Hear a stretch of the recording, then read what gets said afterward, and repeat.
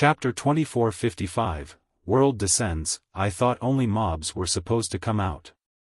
Why is the fortress's guardian boss out here, too? Why is this guardian boss so powerful?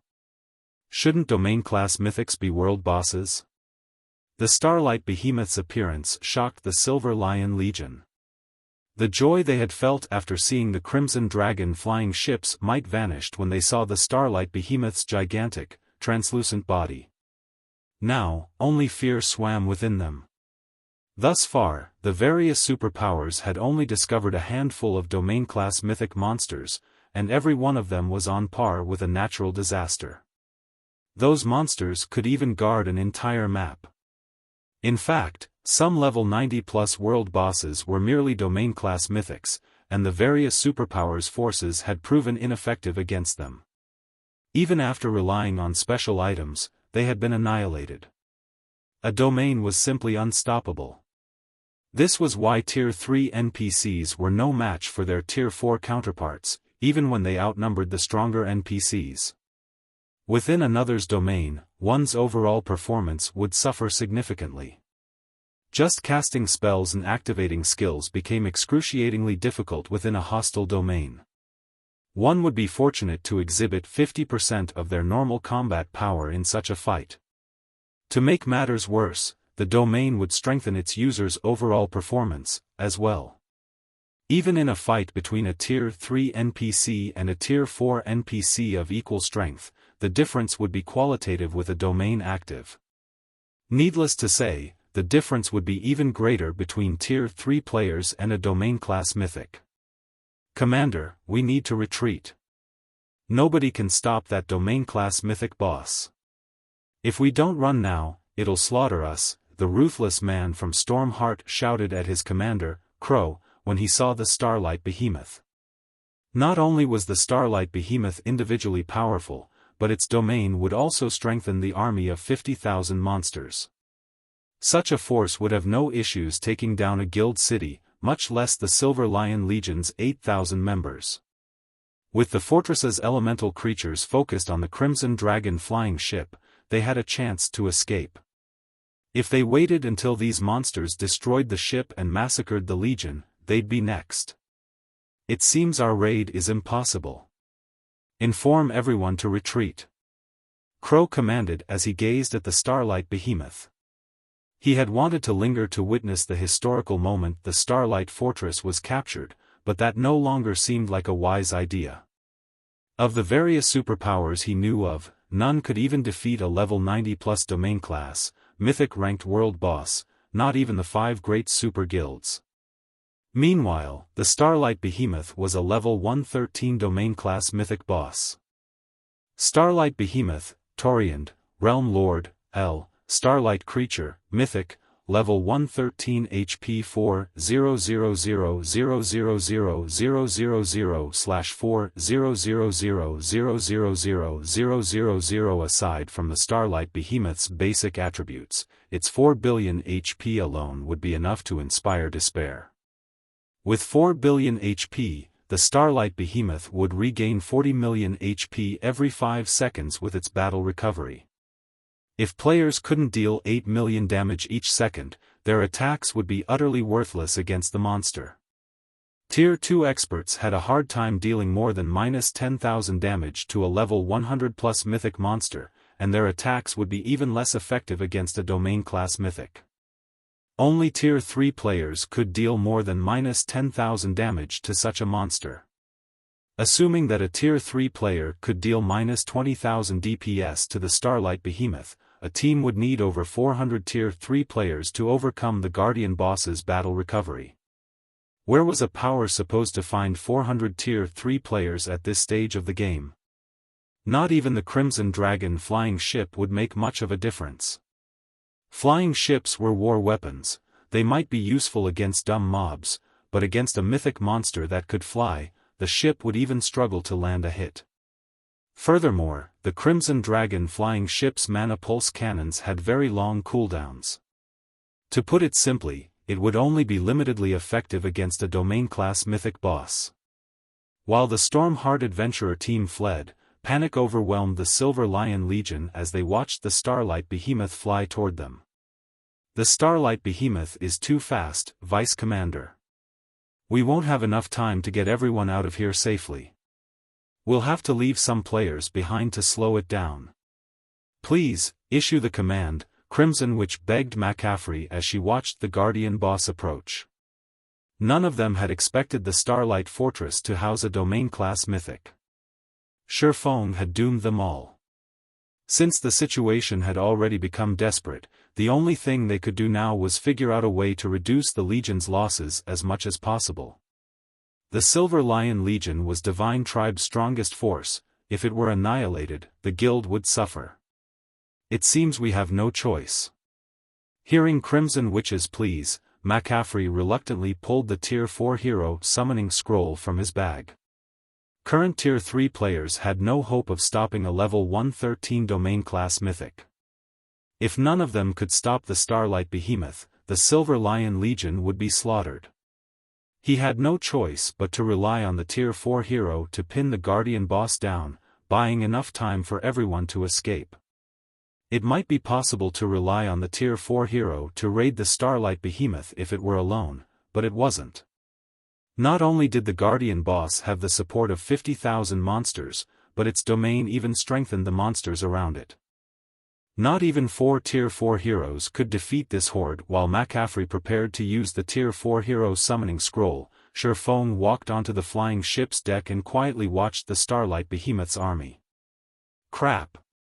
He's not even going to run. Does he assume he can use his flying ship to get away? Maybe he's in denial. He was clearly hoping to capture the Starlight Fortress, but now that there's a domain-class mythic, his hopes have been dashed. The Silver Lion Legion's Tier 3 experts, who were panicking on the ground, were confused when they saw Shi Feng on the Crimson Dragon flying ship's deck, appearing relaxed. The ship could fly in quickly, but its speed was nothing compared to the domain-class mythics. Once the flying ship, which relied on mana to remain in the air, was within the Starlight Behemoth's domain, its movement speed would plummet. If Shi Feng turned the flying ship around and fled now, he'd have a chance of getting out of there alive, but if he waited until the ship got caught in the Guardian boss's domain, neither he nor his ship would escape. However, while the Silver Lion Legion's members wondered if the sudden development had dealt too much of a mental blow for Shi Feng to handle, the swordsman pulled a golden ring from his bag. He raised the golden ring and began to chant an incantation. When Shi Feng finished the chant, he revealed a faint smile as he glanced at the Starlight Behemoth's approaching mana field. He then sacrificed 5,000 magic crystals to the Ring of Gospel and activated Miniature World. The sky began to tremble as the phantom of a new world appeared above them all, separating the sky from the land. Everyone immediately sensed that their connection to the outside world had been severed, and a frightening pressure overwhelmed them. This pressure didn't originate from a single point, but assaulted them from all directions. They all felt as if they had just been plunged into a hostile plane of existence. As Miniature World activated, the Starlight Behemoth's mana field began to visibly recede. The mana that had previously submitted to the Guardian boss began to rebel. Rather than strengthen the Starlight Behemoth, it began to suppress the Realm Lord. Read latest chapters at Wuxia World. The Starlight Behemoth's basic attributes decreased rapidly. 5%. 7%. 10%. In just 3 short seconds, the Guardian boss's basic attributes had been reduced by 20%. As for the elemental creatures following it, not only had they lost 30% of their attributes, but their movement speeds and reaction speeds had also significantly decreased. Impossible. He shattered a mythic-ranked Realm Lord's domain? Crimson Witch exclaimed, her jaw hanging open as she watched the Starlight Behemoth's mana field vanish completely.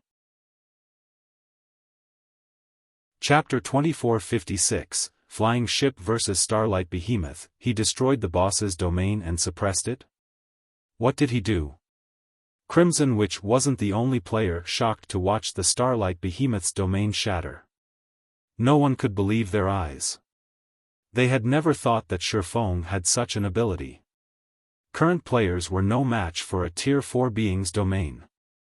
Some superpowers had tried to use Tier 4 domain scrolls against true Tier 4 domains, but they had barely been a match for the beings they had fought.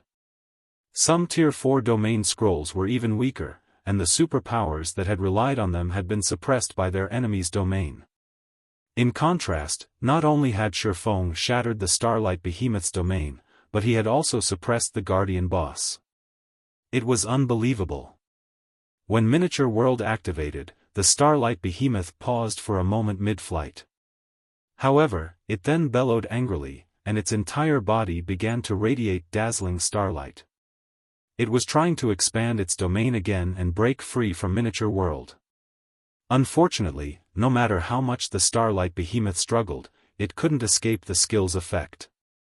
Mana control even has such a huge effect on magical items? Miniature World's results even stunned Shi Feng. He hadn't actually expected the Ring of Gospel's skill to suppress a Realm Lord to such an extent. All tools were ineffective against world bosses, players had to rely on their own power. However, the Starlight Behemoth was not a world boss, and thus, tools could be used against it. This was certainly a benefit since players couldn't use Berserk skills in Star Valley.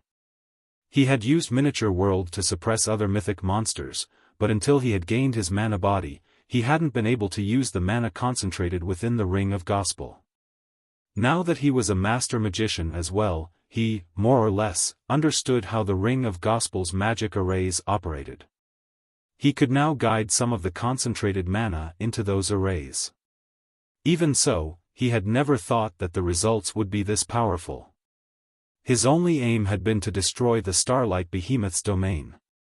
He hadn't dared to hope that Miniature World would suppress the Guardian boss, as well. The Ring of Gospel proved far more effective than when he had used it blindly before. Of course, after giving the matter some thought, Shi Feng found it reasonable. He had already upgraded the Ring of Gospel to the fragmented legendary rank, and world power was already stronger than domains. Now that he could use some of Miniature World's true power, even if it were only a fraction, a Tier 4 domain was no match for him. Not even the Starlight Behemoth could resist this power, and could only watch as the ability suppressed its basic attributes.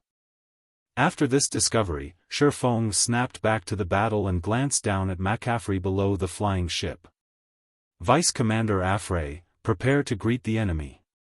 Try to slow those mobs down as much as possible, especially the monsters that can fly. I'll deal with the boss, Shi Feng shouted. This, McCaffrey could not help but hesitate as he turned back to the elemental creature's army. Disregarding the horde of Lord-ranked monsters, the army had over 100 level 110 plus Grand Lords. Even without the Starlight Behemoth's domain strengthening these elemental creatures, stopping so many high-level Grand Lords would be very difficult for the Silver Lion Legion's 8,000 members. Only Tier 3 players could tank those monsters, and the Legion only had 60 Tier 3 players. Before McCaffrey could say more, however, Shi Feng sacrificed more magic crystals to the Ring of Gospel and activated Ring of Brilliance. Suddenly, everyone within a 2,000-yard radius felt a pleasant, empowering sensation spread through them.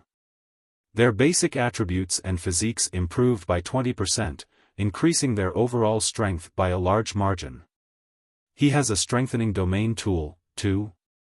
Crimson Witch was flabbergasted when she noticed the buffs the Silver Lion Legion had received. She found it simply unbelievable that Shi Feng had both a suppressing domain tool and a strengthening domain tool. Normally, superpowers would be fortunate to have just one of these tools, yet Shi Feng had both. Will that help? Shi Feng asked. Not even Shi Feng had a good solution for facing the 50,000-strong army of elemental creatures, and he still had an agreement with Divine Tribe that the Silver Lion Legion could retreat if they lost more than 30% of their manpower. However, if McCaffrey realized that they had no hope of winning this battle, he would give up before that, which wasn't the outcome Shi Feng wished to see. I can't make any guarantees, but we'll try our best to stop those mobs, McCaffrey agreed. Feeling the Ring of Brilliance's effects, he decided to grit his teeth and fight. If the Silver Lion Legion retreated without putting up a fight after Shi Feng had gone to such lengths to help them succeed, both the Legion and Divine Tribe would be humiliated. Even if he had to risk severe losses, he would try his best to stop the approaching elemental creature army. Good. I'll leave the rest to you. Just leave that guardian boss to us. Shi Feng was satisfied once he saw that McCaffrey was committed to this battle. He was already fortunate that the Silver Lion Legion, one of Divine Tribe's trump card legions, was willing to help. Shi Feng then piloted his Crimson Dragon flying ship straight toward the Starlight Behemoth. What? Do they really intend to challenge the Starlight Behemoth? Everyone was dumbfounded as they watched the ship approach the Realm Lord. In the air, a flying ship had superb combat power, but that was only true against immobile objects and players. Flying ships weren't built to fight monsters. And yet, Shi Feng's group was going to use the flying ship against the domain-class mythic. They had gone insane. Even stripped of its domain and with 20% less basic attributes, the Starlight Behemoth was far stronger than ordinary mythic monsters. Its 3.2 billion HP was more than enough to cause despair.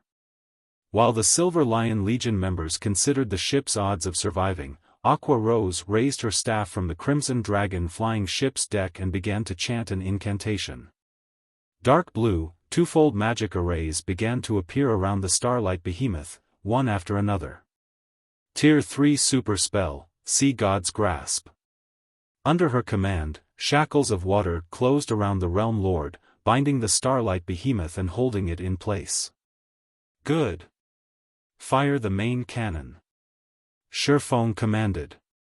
As soon as he did, the Crimson Dragon flying ship's magic elven cannon began to gather an astonishing amount of ambient mana. It then fired a searing hot, white beam, with a 200-yard radius, at the Guardian boss's head.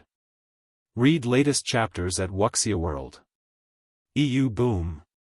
As the shot collided with the Starlight Behemoth's face, the forest below shook violently. The Silver Lion Legion's members almost lost their footing due to the shockwaves, even from several hundred yards away. As the white beam's light faded, it revealed a colossal crater in the previously dense forest.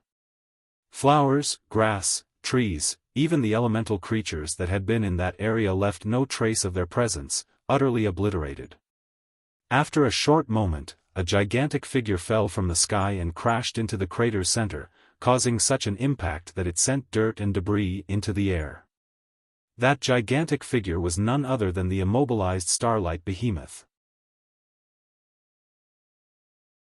Chapter 2457, The Behemoth Falls. How is that possible? The flying ship injured the boss with just one attack? How powerful is that thing? Are flying ships really this strong? Both the Silver Lion Legion and the fleeing Stormheart team fell silent as they stared at the fallen Starlight Behemoth. They had no idea of how to express the shock they felt. Ordinary mythic monsters couldn't compare to a mythic-ranked Realm Lord, even after the Starlight Behemoth had lost its domain. Its defense should be particularly high. Tier 2 players might deal around -5,000 damage to an ordinary mythic, but when they attacked a Realm Lord like the Starlight Behemoth, they'd only deal around -3,000 damage. Exceeding a monster like the Starlight Behemoth's damage tolerance to injure it would be absolutely impossible for current players, yet the Crimson Dragon flying ship had accomplished the feat. When Shi Feng saw the Guardian boss on the ground, however, he wasn't surprised. On the contrary, he had expected this outcome. The magic elven cannon dealt peak tier 4 divine damage. The cannon's power was nearly at the tier 5 standard. Although the Starlight Behemoth was a Realm Lord, it was not a higher life form. Its life rating was roughly the same as ordinary mythic monsters, it was merely tougher. Compared to the mutated Sunset King Shi Feng had encountered in the Sea God's realm, the Starlight Behemoth was an infant. If the magic elven cannon could even deal significant damage to the Sunset King, what chance did the Starlight Behemoth possibly have against it? Good. Bombard it with ranged attacks. Shi Feng shouted, gesturing to the heavily injured Realm Lord. Not only would God's domain's monsters lose a significant amount of their combat power when heavily injured, but their defense would decrease as well. A level 100+ mythic monster had incredible recovery speed, and if they didn't take advantage of this opportunity, they'd have to wait another 5 minutes before they could fire the magic elven cannon again. Roar! Before Shi Feng and his entourage could attack the guardian boss, however, it released a deafening roar, which was so powerful that it stirred up a storm around the monster.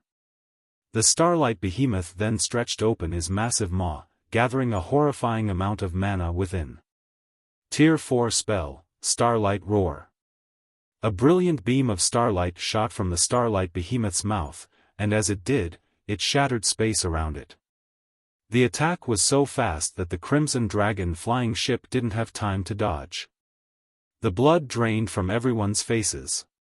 That beam attack had even more power than the flying ship's mana pulse cannons. It would annihilate any Tier 3 player it struck. Magic Shield, activate. Taking no risks, Shi Feng activated the Crimson Dragon flying ship's magic shield immediately. Boom! When the beam collided with the magic shield, it transformed space around the ship into a sea of fire as another thunderous boom echoed throughout the area. As everyone expected to see the flying ship severely damaged, the flames died down, and the flying ship remained in one piece. However, cracks had formed along the barrier around it. As expected of a Realm Lord, it devoured over 20 million points from the shield's energy reserved with one attack. Shi Feng was astounded when he saw that nearly half of the magic shield's energy was gone. The Crimson Dragon flying ship had upper rank Tier 3 defense, which was even higher than most mythic monsters, yet it had taken over -20 million damage.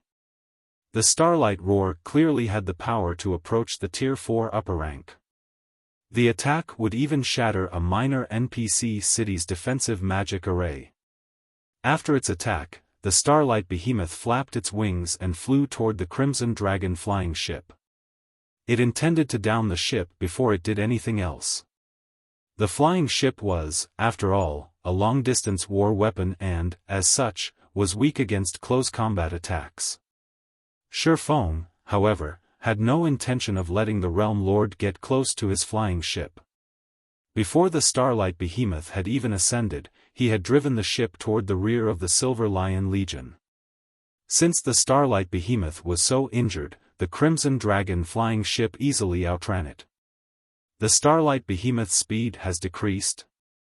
McCaffrey's eyes glowed as he watched the flying ship kite the Guardian boss around the Silver Lion Legion.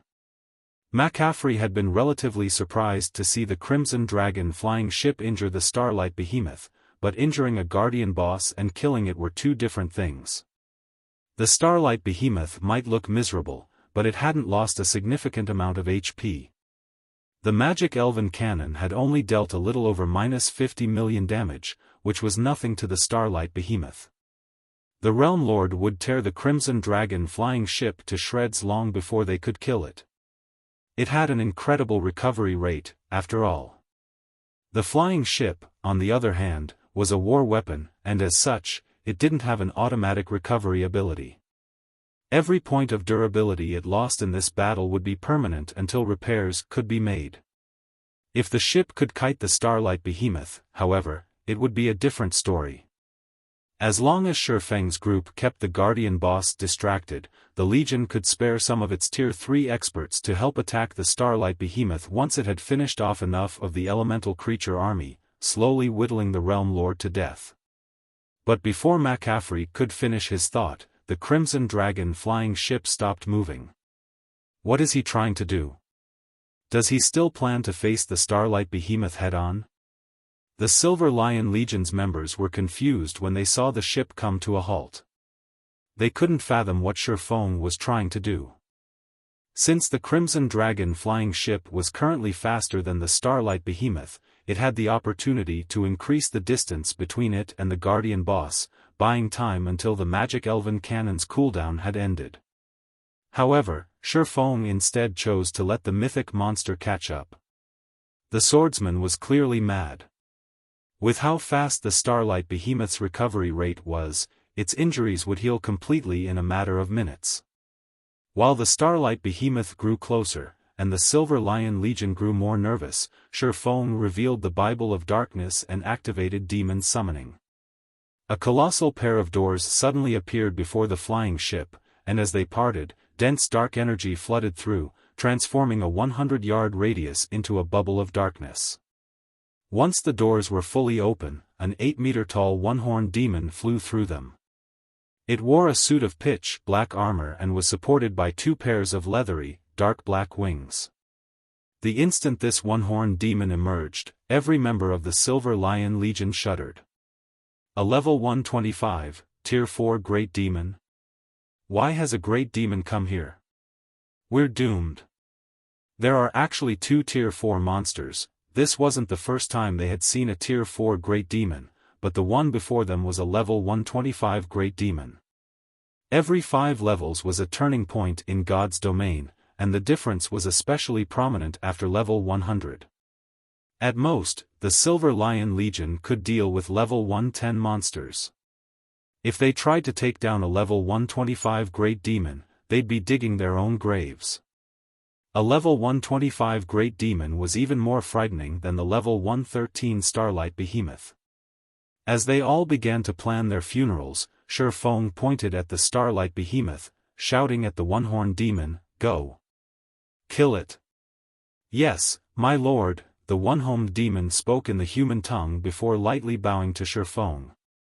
Suddenly, the one-horned demon vanished, and by the time everyone noticed it again, it hovered within 200 yards of the Realm Lord. Tier 4 Spell, Advanced Instantaneous Movement. Once the Great Demon was within range, it swung its shadow-black, steel trident. A 3-fold magic array then appeared above the Starlight Behemoth's head. Tier 4 Spell, Dark Lightning. Boom. Boom. Boom. Black arcs of lightning descended from above, striking the heavily injured Realm Lord, and each pulled an agonized cry from the mythic monster. Each lightning strike also dealt over -10 million damage, and after suffering 9 consecutive attacks, the Starlight Behemoth had lost nearly 100 million HP. Everyone was stupefied. Just how many cards does he possess? Shock and confusion flashed in Crimson Witch's eyes as she watched Shi Feng control the one-horned demon. Read latest chapters at Wuxia World. EU First, he had revealed the Crimson Dragon flying ship, then, he showed off his ability to summon a level 125 Great Demon. Shi Feng was practically a one-man army. The Stormheart Adventurer team's members, who watched from a distance, could not help but gape at the scene. This was the first time they had ever seen anyone beat a level 100+ Realm Lord into submission. The level 125 Great Demon continued to tank the Starlight Behemoth, while the Crimson Dragon flying ship bombarded the Realm Lord with attacks, rapidly depleting its HP. Although the Starlight Behemoth tried to use a variety of skills to retaliate, it only dealt a little damage to the one-horned demon. Compared to how quickly the Starlight Behemoth's HP drained, the amount of HP the Great Demon lost was nothing. In less than 10 minutes, before the Silver Lion Legion could even kill one Grand Lord, the Starlight Behemoth, one of the Starlight Fortress's guardian bosses, fell. Chapter 2458, Unexpected Loot. When the gigantic Starlight Behemoth crashed into the ground, the Silver Lion Legion members watched their experience bars rapidly fill. Each of them had earned even more EXP than when they normally slew level 100+ mythic monsters as 100-man teams. Some players even leveled up, reaching level 106. It's dead. For a moment, the Silver Lion Legion's members, who were in the middle of their battle with the elemental creature army, were stunned after the Starlight Behemoth had hit the ground. None of them had expected a level 113 domain class mythic ranked Realm Lord to go down so easily. For a moment, they even wondered if the Starlight Behemoth had actually been a level 110 Grand Lord. However, the Silver Lion Legion members were all experts, and they knew that weakness wasn't the reason the fight with the Starlight Behemoth had gone so smoothly. Rather, Shi Feng's group was just that ridiculously strong. Meanwhile, the Starlight Behemoth began to disintegrate into countless particles of light, and a moment later, streaks of golden light escaped the Realm Lord's fading corpse, scattering around it. Upon landing on the ground, those streaks of light transformed into dazzling items that radiated dense mana. Some even gathered the ambient mana around them. In the blink of an eye, the site of the Starlight Behemoth's fall had transformed into a high mana density area. Crap. Isn't the boss's loot a little too abundant? A mythic-ranked Realm Lord really is amazing. The loot from the level 100 plus mythics we've killed in the past doesn't even come close. Its loot has even increased the mana density in the surrounding area. The Silver Lion Legion members' eyes nearly fell from their sockets as they gazed at the Guardian boss's loot. They had seen level 100 plus mythic bosses' loot before. They had even seen world bosses' loot, but they had never seen a phenomenon like this. Even though they couldn't appraise the items right now, they had a rough estimation of the loot's value based on the mana the items radiated. The items that pulled mana to themselves, in particular, should be epic rank at the very least. There was no way those items could be dark gold rank. Level 100 plus epic items. The Silver Lion Legion had killed multiple level 100 plus mythic monsters just to acquire one level 100 plus epic item. However, not only had the Starlight Behemoth dropped such items, but it had also dropped over 24 items that radiated dense mana. Based on their experiences, those 24 items were likely dark gold rank. To equip level 110 dark gold items was akin to equipping level 100 plus epic items to players like them, who hadn't yet reached level 110. Although level reduction gemstones that they could use with level 100 plus weapons and equipment were rare and costly, the cost was negligible compared to equipping level 110 dark gold weapons and equipment now. If a tier 3 player could fully gear themselves in level 110 dark gold equipment while at level 105, they'd even be able to tank level 110 mythic monsters, not to mention level 110 Grand Lords. McCaffrey and Divine Tribe's other upper echelons couldn't help the envy they felt. Divine Tribe hadn't obtained a single piece of level 110 dark gold equipment yet. It didn't even have much level 105 dark gold equipment. And as for level 100 plus epic weapons and equipment, the guild had almost nothing. Unfortunately, Divine Tribe and Zero Wing had agreed that a monster's loot would go to whichever team was responsible for slaying it. If both sides contributed to a monster's death, they would distribute the dropped items based on their contributions in the fight. For a moment, McCaffrey regretted his decision to save the Tier 4 Hero Summoning Scroll. He had never expected the Starlight Behemoth to drop so many precious items. If he had used the scroll, slaying the Starlight Behemoth wouldn't have been a problem. It had already been heavily injured, and if the guild could obtain a fraction of the Starlight Behemoth's loot, it would be worth the cost of using the Tier 4 Hero Summoning Scroll. The Tier 4 hero could have also helped kill the rest of the fortress's mythic bosses, and the Silver Lion Legion would return with enough of a harvest to outstrip the value of a Tier 4 Hero Summoning Scroll. However, Zero Wing would now monopolize the Realm Lord's loot, while Divine Tribe could only watch, envious. Everyone, work harder. You can see how much loot that boss dropped. There are still several more Guardian bosses in the Starlight Fortress. If we can kill them, I'll hold an internal auction for all of the weapons and equipment we earn. Everyone will have a chance to obtain top-tier weapons and equipment. McCaffrey shouted in the team chat. Whether or not you can take advantage of this opportunity depends on your performance now. McCaffrey's announcement ignited the Silver Lion Legion members' fighting spirit. Internal auctions rarely occurred among Divine Tribe's expert teams, especially among the guild's trump card legions and teams. The guild usually only distributed monsters' loot among specific players, and only a small portion was available for the core members, in exchange for GCPs, in the guild warehouse. McCaffrey's decision to hold an internal auction for the loot they obtained on this mission was a huge opportunity for all of them. Without the guild's interference, they wouldn't have to worry about missing their chance to contest for the best available weapons and equipment. Moreover, only a small number of players participated in this operation, which increased their chances of securing top-tier weapons and equipment.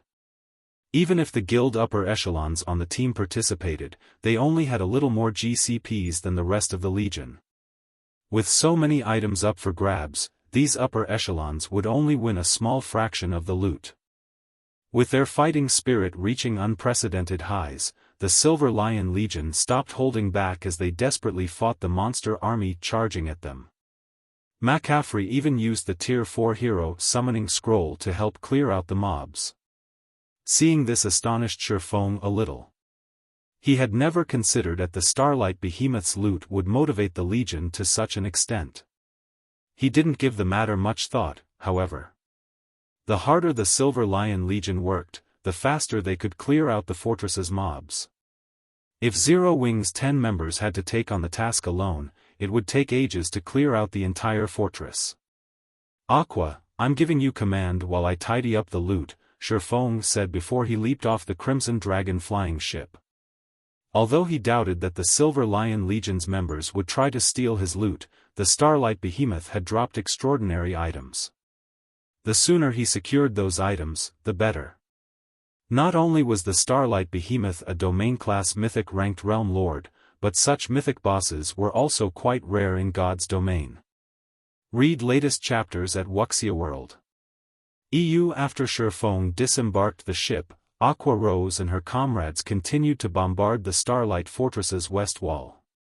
Shi Feng wore an astonished expression by the time he had finished collecting the Starlight Behemoth's loot and appraised the first item. The Starlight Fortress Lord's token? Confused, Shi Feng stared at the dark gold token in his palm. Before he could figure out what was going on, he heard the sound of a system notification. Star Valley Region System Announcement: a player has successfully captured the Starlight Fortress. The guild this player belongs to will receive 20,000 guild reputation points. This player has become the Starlight Fortress's lord. The Starlight Fortress will automatically open to the public in 3 days. Players may enter and rest within the fortress freely at that time. Chapter 2459, Western Continent Shaken. The system announcement repeated throughout the Star Valley 3 times, and everyone in battle fell silent for a moment at the main god system's cold, mechanical voice. What's going on? Someone captured the Starlight Fortress?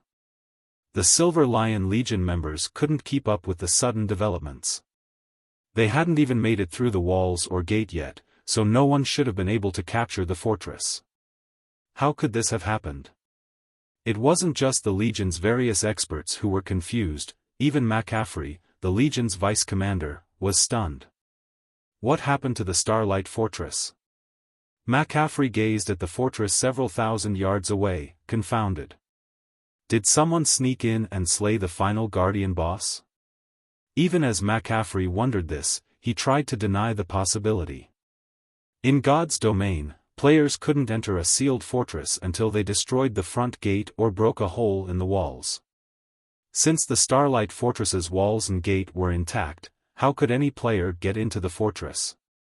Even if players could accomplish the task, the fortress was still home to hundreds of thousands of elemental creatures. All of these monsters were level 110 or higher, and the weakest of them was Lord rank. Not even a 1,000-man, Tier 3 team would be able to handle the final Guardian boss in such a situation, much less a 100-man team of Tier 3 players. Even if players miraculously managed to reach and challenge the final Guardian boss, fighting the mythic-ranked boss should cause a huge commotion, but although they had been engaged in battle outside the fortress, they hadn't heard any noise from within. The only strange part about this siege was that over 50,000 monsters had emerged to attack, rather than the 10,000 they had expected. Moreover, this monster army had over 100 Grand Lords and a mythic boss, a creature that normally should remain within the fortress. Could it be? McCaffrey suddenly thought of a possibility, and he spun toward Shi Feng, who was busy looting the Starlight Behemoth's loot near the rear line.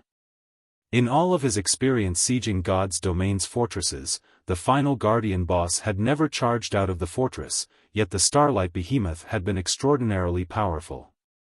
As a mythic-ranked realm lord, the Starlight Behemoth could be considered on par with a world boss, albeit one of the weakest. Of course, a level 113 world boss was an absolute nightmare for current players. Not to mention, the Starlight Behemoth had the support of an army of 50,000 monsters. Defeating it was far more difficult than defeating an ordinary realm lord. If Shi Feng hadn't used Miniature World to suppress the Guardian boss's domain earlier, McCaffrey would have prepared to lose half of his legion at least. Meanwhile, Shi Feng stood in the middle of the crater, holding a dark gold token. The token radiated dense mana and served as proof of their success in capturing the Starlight Fortress. The Starlight Fortress Lord's token.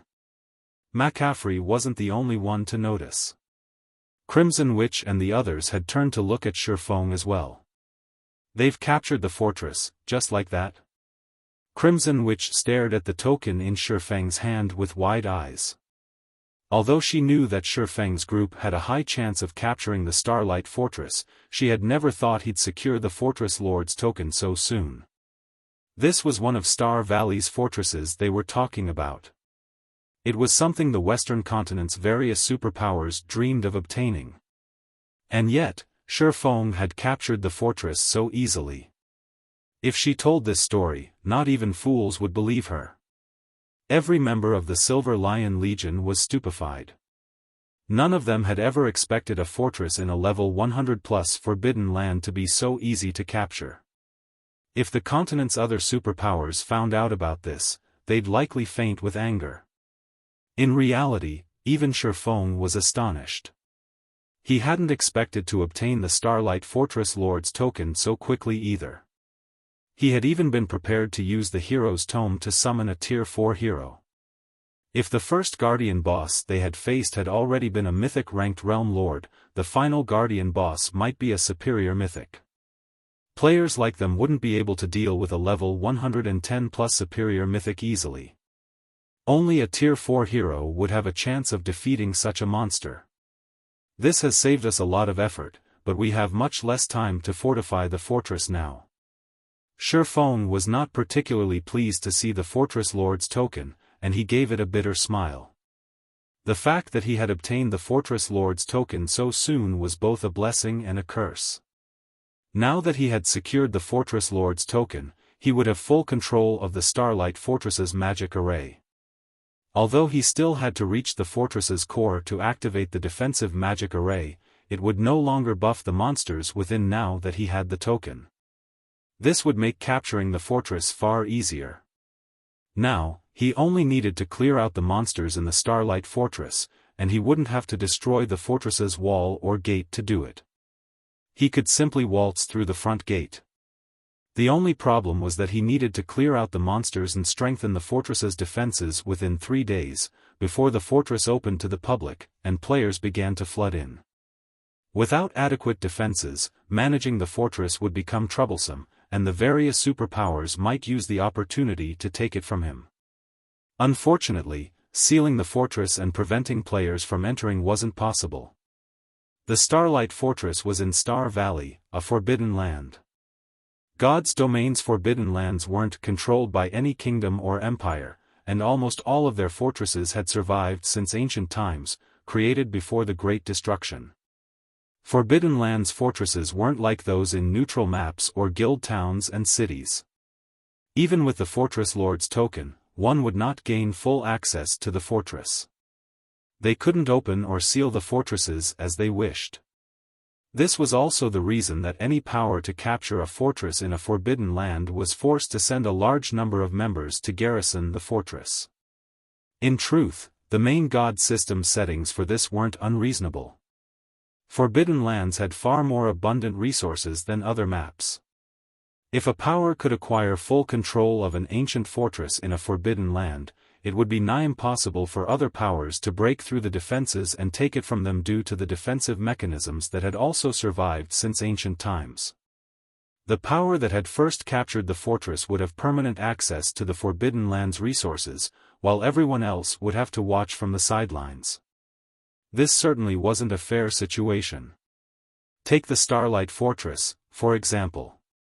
It might only be a small fortress, but once its defensive magic array was activated, only Tier 5 beings would be able to break it. In an era where the gods had gone into seclusion, Tier 5 powerhouses stood at the peak of God's domain. Even emperors had to show proper respect. These powerhouses could wipe out entire kingdoms. Not even empires would get away scot-free after provoking such an individual. Shi Feng had thought that he'd have 3 full days to bolster the Starlight Fortress's defenses after he captured it, but now he had to waste some of that time clearing out the hundreds of thousands of monsters within. While Shi Feng and the others continued their fight against the Starlight Fortress's monsters, the Stormheart adventurer team watched from a distance with dropped jaws. "Who are those people?" the ruthless, greatsword-wielding man muttered as he stared at the system announcement in shock. "They've actually managed to capture the Starlight Fortress? We don't know who they are, but this will certainly cause an uproar across the continent," Crow, Stormheart's commander, said. He couldn't help but glance Shi Feng's way. The various powers and expert teams all wanted to conquer Star Valley, but players couldn't remain in the area for very long, which slowed their exploration progress in the Forbidden Land. Although the various superpowers had frequently tried to capture fortresses within Star Valley, none had succeeded. Now that someone had, Crow didn't even want to imagine how this event would change Star Valley. While Stormheart's members discussed the matter amongst themselves, news of the Starlight Fortress's capture spread like wildfire throughout the western continent. Chapter 2460, Swarming Starlight Fortress, Silvermoon Empire, Silver Lion City. What did you say? Zero Wing has already captured the Starlight Fortress? Adolf was momentarily stunned when he heard McCaffrey's report. Impossible. Your group only left a while ago. Even if you hadn't rested, how could you have slain several 100,000 monsters in the fortress so quickly? Adolf felt as if McCaffrey were playing a joke on him. Zero Wing and the Silver Lion Legion hadn't even been gone from Silver Lion City for more than a day, and the Starlight Fortress was home to hundreds of thousands of monsters, the weakest of which was Lord rank.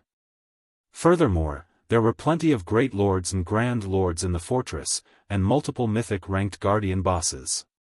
Even if the Starlight Fortress had opened its gate to the Silver Lion Legion, the Legion's 8,000 players would still need a lot of time to clear out all of the monsters. It'd be a miracle if the Legion finished the job within 2 or 3 days.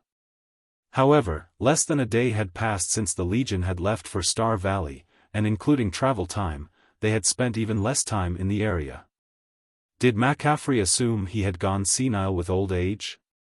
It's true, Great Elder, McCaffrey insisted, smiling bitterly when he saw Adolf's skepticism. Take a look for yourself if you don't believe me.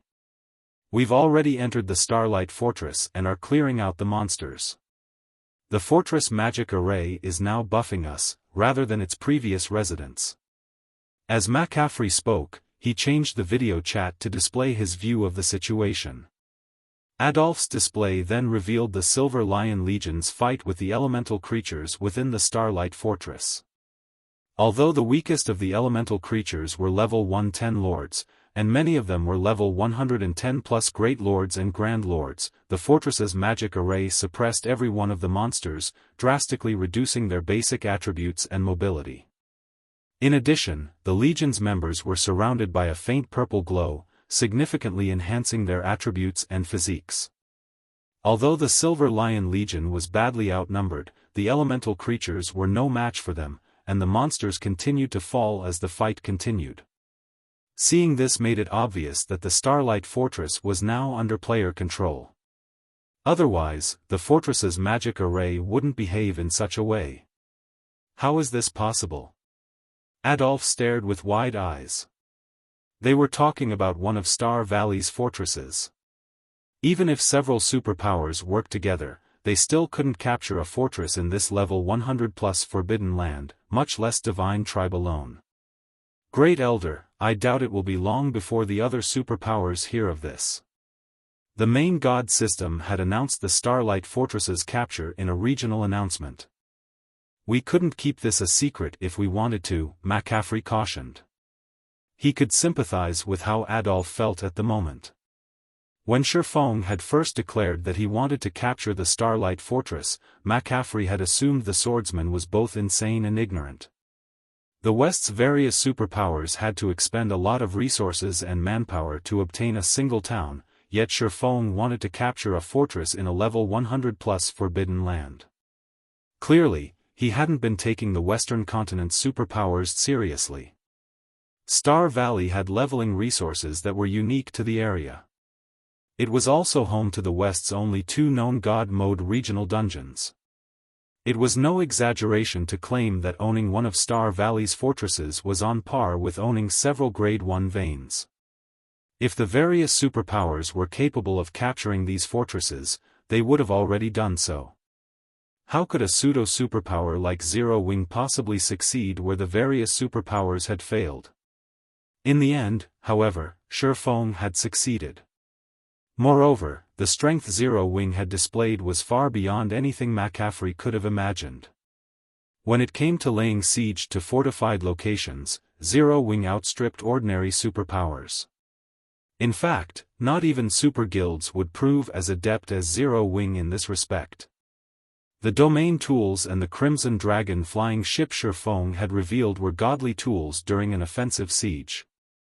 Watching those tools in action had changed everything McCaffrey had thought he knew about siege battles. Before the Ring of Gospel and flying ship, Tier 3 experts were nothing. It seems I still underestimated Zero Wing. Not only can it travel between the continents, but it has even proven capable of capturing the Starlight Fortress. Not even super guilds have such firm foundations, Adolf said, taking a deep breath to calm himself. He also re-evaluated what he knew about the guild known as Zero Wing. Since that is the case, I want you to give everything you have in assisting Zero Wing from now on. Also, inform Black Flame that Divine Tribe is willing to go all out in helping his guild manage the Starlight Fortress. Not only will we send the Divine Legion and a 150,000-man expert army to garrison the fortress free of charge, but we'll also give Zero Wing 100 bottles of the special enchanted bloodline. In return, all Divine Tribe wants is a temporary residence in the Starlight Fortress. Adolf's declaration stunned McCaffrey. Do we really need to go that far, Great Elder? Setting aside the Divine Legion, we went to great lengths to save up 100 bottles of the special enchanted bloodline. If we give them all to Zero Wing, our guild's Tier 2 experts will have a much harder time reaching Tier 3 than other superpowers players. McCaffrey quickly tried to dissuade Adolf from his decision. The Divine Legion wasn't as strong as the Silver Lion Legion, but it was the guild's second strongest trump card legion. Normally, it was responsible for garrisoning the guild's important mining towns. If they transferred the Divine Legion to the Starlight Fortress, those mining towns' defenses would become a problem. The 100 special enchanted bloodlines were also supposed to be the capital Divine Tribe used to compete with the various super guilds. These bloodlines could help the guild quickly nurture Tier 3 experts. With another 100 Tier 3 experts, Divine Tribe could start raiding level 100 super large-scale team dungeons, instantly surpassing the various super guilds. Although Zero Wing had secured the Starlight Fortress, fortresses in Forbidden Lands weren't like those in other maps. Even after capturing them, players couldn't gain full control of these fortresses. Moreover, NPCs wouldn't be around to help manage the fortresses, and thus, they would require a large number of experts to protect them long-term. Otherwise, it wouldn't be long before the ruling power started having problems. Since news of the Starlight Fortress's capture had already begun to spread, many powers would swarm to it in the near future. Meanwhile, Zero Wing had barely any manpower on the Western continent. Without Divine Tribe's help, defending the Starlight Fortress was impossible for Zero Wing. There was simply no reason for Divine Tribe to give Zero Wing 100 bottles of the special enchanted bloodline. Emicham. We have to. You should realize that if we want a temporary residence in Star Valley, Zero Wing is our only option for an ally. On the other hand, Zero Wing can choose from many superpowers to ally with. However, small fortresses can only have one temporary residence, and we have to have it, no matter what. Adolf sternly informed his subordinate. The potential wealth and resources related to the Starlight Fortress couldn't be underestimated, especially the leveling resources. If Divine Tribe could secure a temporary residence in the Starlight Fortress, the guild's overall leveling speed would surpass the other superpowers by a large margin. 100 special enchanted bloodlines? Zero Wing really has lucked out. When Crimson Witch overheard Adolf's statement and tone, she knew the Great Elder had already made up his mind. She wasn't happy about it, but there was nothing she could do to change it. A lot of superpowers will be paying attention to the fortress, and it still isn't guaranteed that Zero Wing can defend its ownership. Hopefully, Zero Wing doesn't act foolishly. While Divine Tribe discussed the matter, the West's various superpowers began to grow restless. Interesting.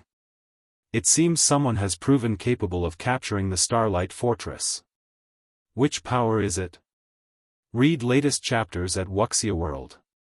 Ew, could it be a hidden superpower that has finally decided to spread its wings? Regardless, let's go take a look at the fortress. If this unknown power can't manage the fortress, this is the perfect opportunity to take it from them. The Western continent's various powers began to dispatch large expert teams, sending them to Star Valley. These teams only had one goal. Take the Starlight Fortress. Chapter 2461, Fortress's Legacy. Star Valley, Starlight Fortress. Inside the dilapidated fortress full of level 110+ elemental creatures, the Silver Lion Legion continued to push toward the fortress's core. Although they faced more Great Lords and Grand Lords as they delved further into the fortress, defeating these monsters became an easy task with the Tier 4 hero McCaffrey had summoned and the fortress's magic array buff. After grinding in the fortress for just 6 hours, every member of the Legion discovered that their experience bars had grown considerably. Their leveling speed here was several times faster than grinding in normal maps. Furthermore, the elemental creatures dropped substantial loot, including plenty of level 110 mysterious iron equipment. If they were lucky, even level 110 secret silver equipment and set equipment would drop.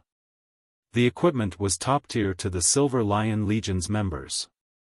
The highest leveled players among them were level 106, while many of them were still stuck at level 105. Currently, obtaining level 110 weapons and equipment was a major challenge for them. Set equipment pieces attributes were generally half a rank better than ordinary equipment of the same rank. If players could collect the full set, the set's attributes would be a full rank better than ordinary equipment of the same rank, with some having even greater bonuses. Take the level 110 secret silver set equipment the Starlight Fortress's monsters dropped, for example. Although the hidden blue set was only a level 110 secret silver set equipment, not only would having 6 of the 8 pieces increase a player's casting speed by 20%, but it would also increase their spell's effects by 25%. With all 8 pieces of the set, it would increase one spell completion rate by another 2% and casting range by 20%. Wearing this set, a magical class expert's DPS would be even higher than players in level 110 fine gold equipment. Even after they reached level 110, they couldn't be certain how many pieces of level 110 fine gold equipment they could obtain. It was likely that only the guild's peak experts had any chance of securing a full set. Obtaining enough level 110 fine gold equipment was simply too difficult for experts of their caliber. Fortunately, McCaffrey had already announced that he would auction all weapons and equipment they obtained from the Starlight Fortress. This meant that they'd all get a chance to acquire level 110 secret silver set equipment. How much they obtained would only depend on how many GCPs they had saved up. This was the reason that the Silver Lion Legion members put all of their effort into clearing out the Starlight Fortress's monsters, even without Shi Feng saying a word. They actually hoped that Shi Feng's group wouldn't participate in the battle, allowing them to keep all of the elemental creatures for themselves. The fortress only had so many monsters, and there wouldn't be enough secret silver set equipment for everyone. Guild leader, are we really going to leave these elemental creatures to Divine Tribes members? Aqua Rose asked as she watched the Silver Lion Legion push through the fortress's main streets. Level 110 secret silver equipment and set equipment might not be important to her or the other experts that had ventured to the western continent with Shi Feng, but it would be to Zero Wing's other experts. Moreover, not even level 110 common equipment had shown up on the market yet, much less level 110 secret silver equipment. They had an advantage with the Crimson Dragon flying ship, and the fortress's magic array currently suppressed the monster's basic attributes. This was an excellent opportunity to secure some level 110 weapons and equipment for the guild. Leaving all of the suppressed monsters for the Silver Lion Legion was a huge waste. That won't be necessary. Although these monsters drop a lot of loot, only the Grand Lords drop secret silver equipment, and they only have a chance of doing so. The drop rate isn't 100%.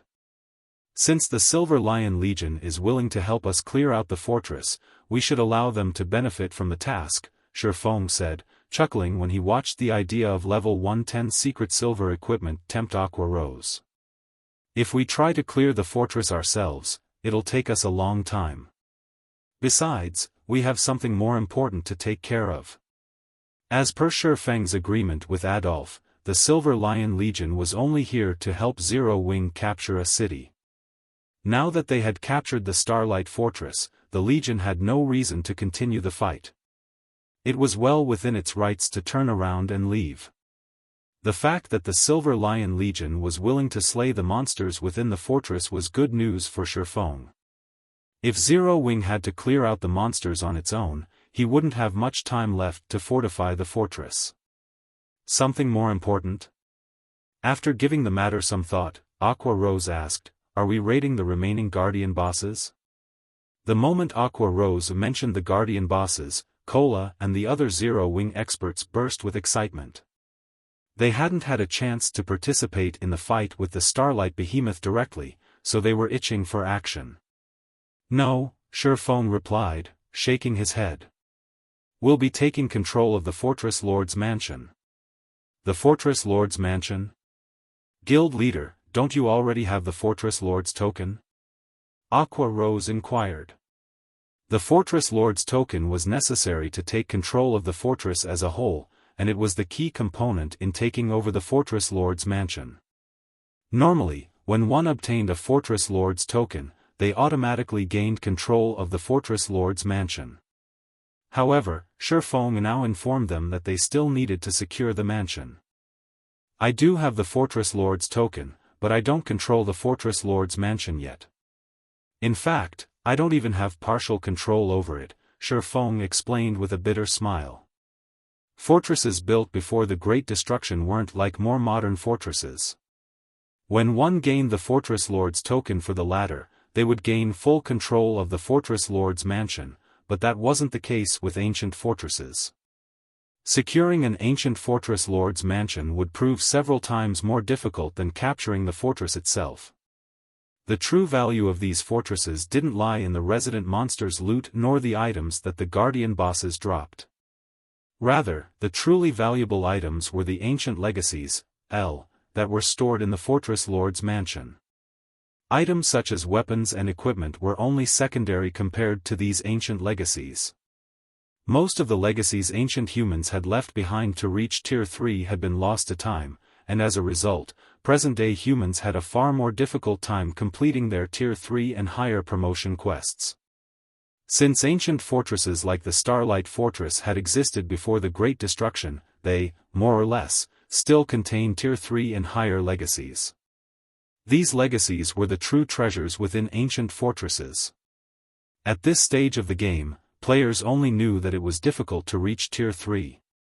They weren't aware that Tier 3 was only the beginning of their journey in God's domain. Once they completed their Tier 3 promotions, growing stronger would become many times more difficult. Why was this the case? The reason was very simple. After reaching Tier 3, players wouldn't receive any guidance from the system regarding ways to increase their strength. Take Tier 3 skills and spells, for example. These were the foundation for Tier 3 players' power.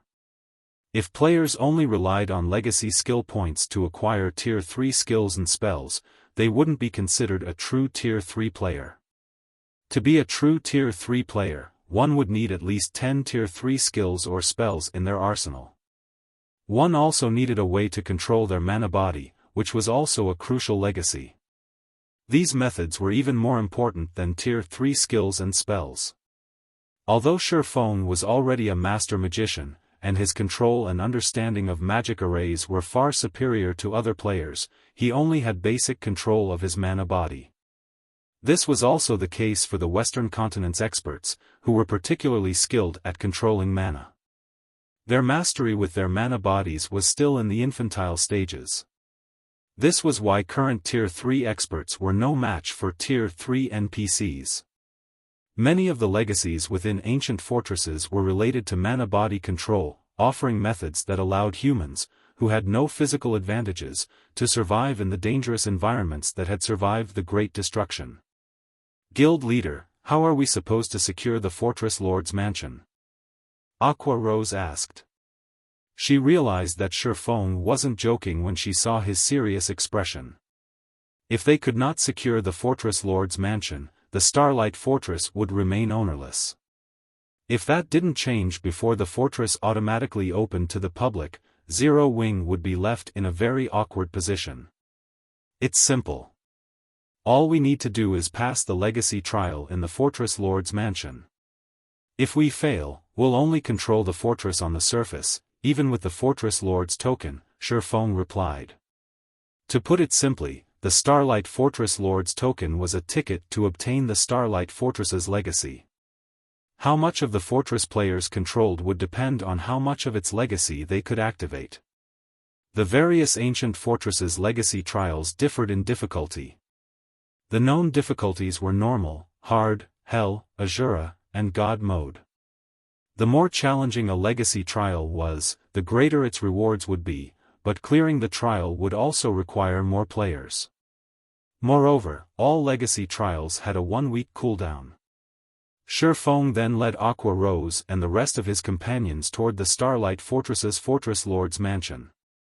A magic array currently enveloped the mansion, and not even mythic monsters could break through the barrier, let alone players. Only the player that held the Fortress Lord's token and those that player granted access to could pass through the barrier.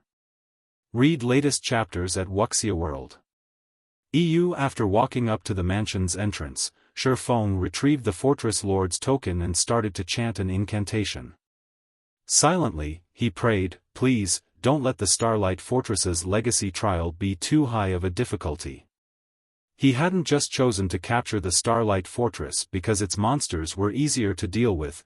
Most of his reasoning was based on the fact that it was one of the few small fortresses in Star Valley that had a Fortress Lord's mansion with a weak mana signature.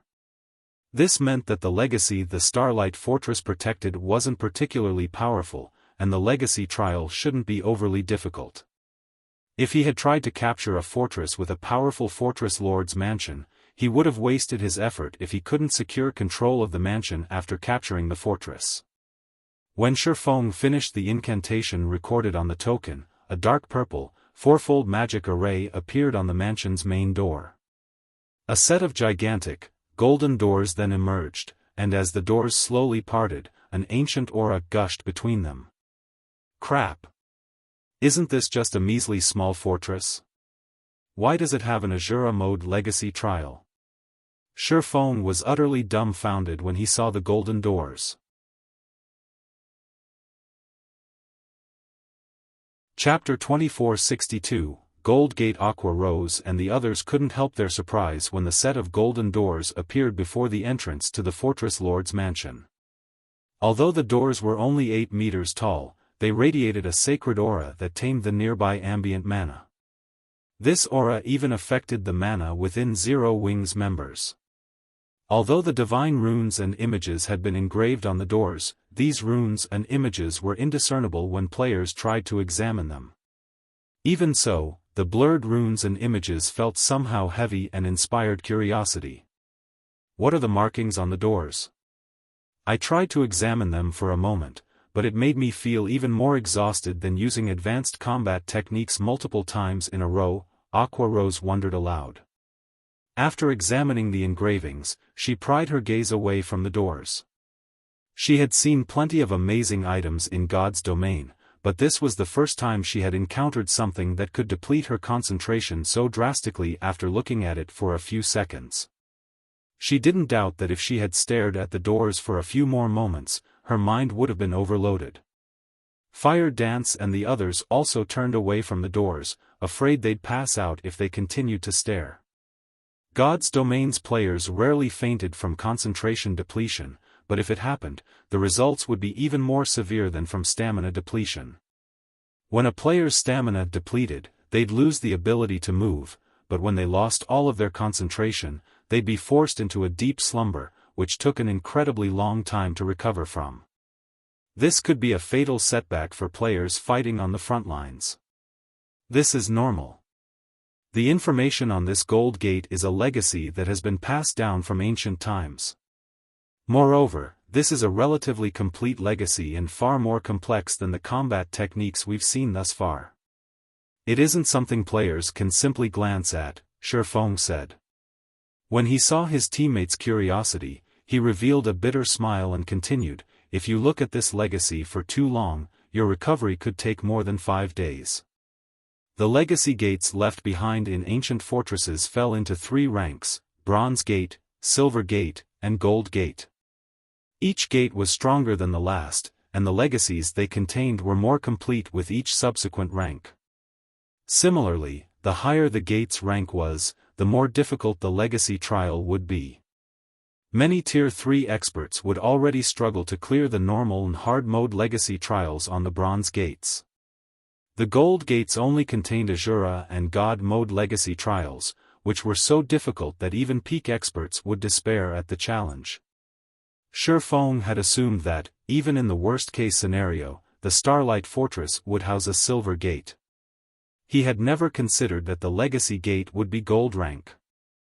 Taking control of this fortress lord's mansion would be nearly as difficult as capturing a large fortress's fortress lord's mansion.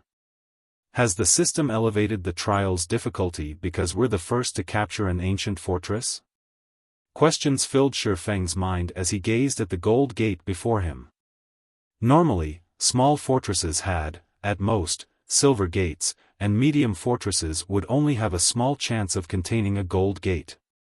He had never heard of anyone finding a gold gate in a small fortress. Forget it. Let's just take this one step at a time. Shi Feng shook his head, banishing his worries. He then gritted his teeth and led his team through the gold gate. If he refused to participate in the trial now that he had activated it with the Fortress Lord's token, he would have to wait for the token's cooldown to end before he could try again.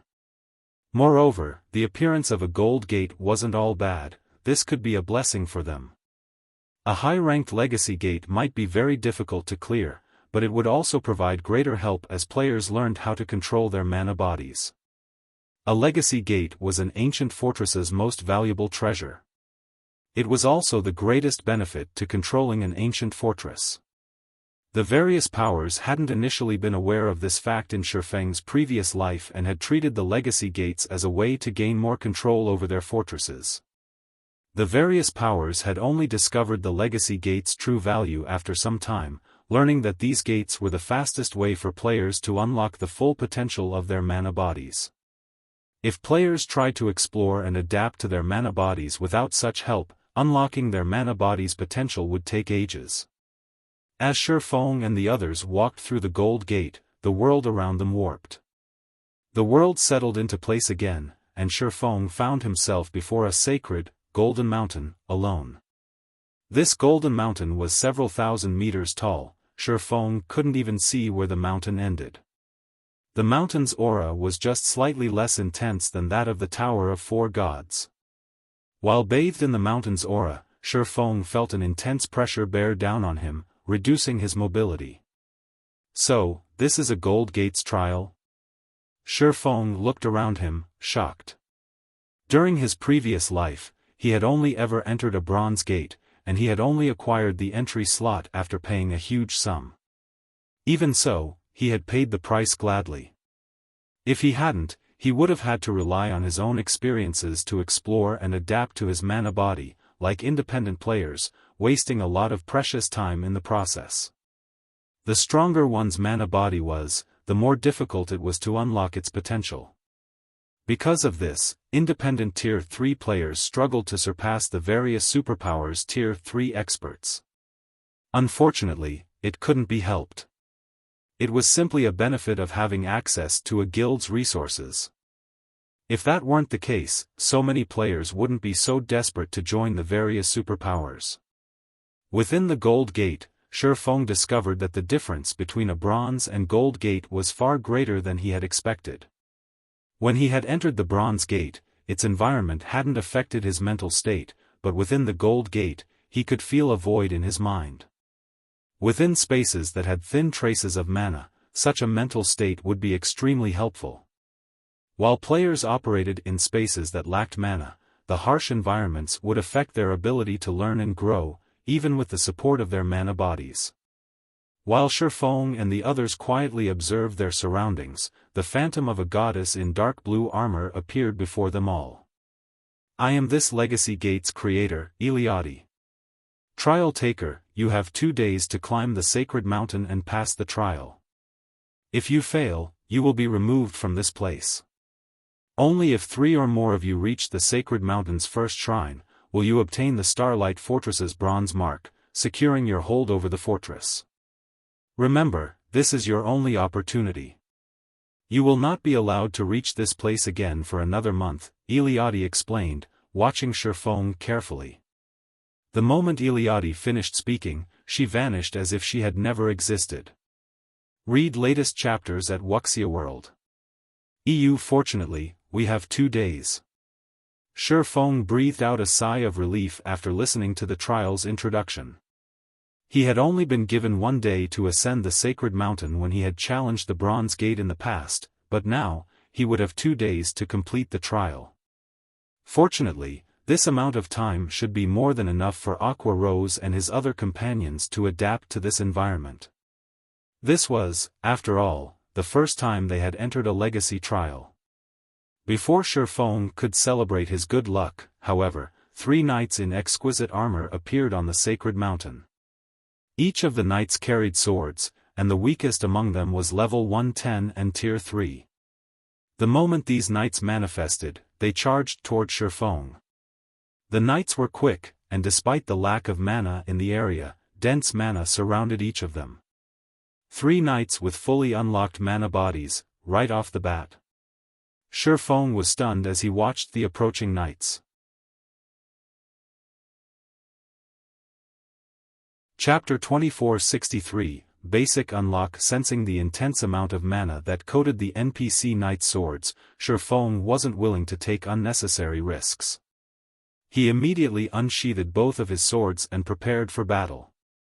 He might not have been as worried if his opponents had merely been new Tier 3 NPCs or Tier 3 NPCs below level 100, but against 3 level 110, Tier 3 NPCs with fully unlocked mana bodies, he'd lose his life with the slightest mistake.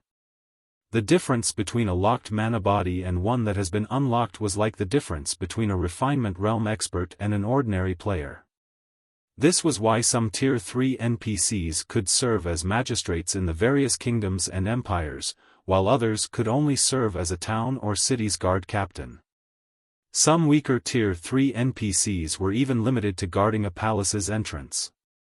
These different statuses were a result of the state of the NPC's mana bodies. Any Tier 3 NPC that could unlock their mana body's full potential would be an elite among those of the same tier. They were no longer ordinary NPCs, but experts. These Tier 3 NPCs could beat expert players to a pulp as easily as ordinary players. Reaching their target, the 3 NPC knights slashed their swords at Shi Feng from different directions. The knights were perfectly in sync as if they had been comrades in battle for over a dozen years. 2 of the knights attempted to distract Shi Feng, while one attacked his blind spot. Furthermore, their attacks were powerful enough to throw great lords of the same level. If any other Tier 3 player stood in Shi Feng's place, it wouldn't be long before they were defeated. Unfortunately, the 3 knights couldn't fool Shi Feng. As a domain realm expert, he quickly determined their attack trajectories. Shi Feng instantly countered the knight attacking his blind spot, forcibly altering the knight's attack trajectory and guiding the weapon to collide with the other 2 knights' swords. Pang! Pang! Pang! The 3 knights stumbled back as a result of the collision, but Shi Feng didn't get off scot-free. He also stumbled half a step back, and his right arm trembled slightly from the impact. So, this is a Golden Gates trial? Shi Feng glanced down at Killing Ray, which vibrated with a low hum, astonished. He couldn't help but worry for Aqua Rose and the others. There was almost no mana in this world, and because of that, Aqua Rose and his other companions would be lucky if they could exhibit half of their normal combat power, even with the help of their mana bodies. Shi Feng's first clash with the 3 knights had been brief, but he could tell that his opponent's combat standards were on par with the Trial Tower's 5th floor.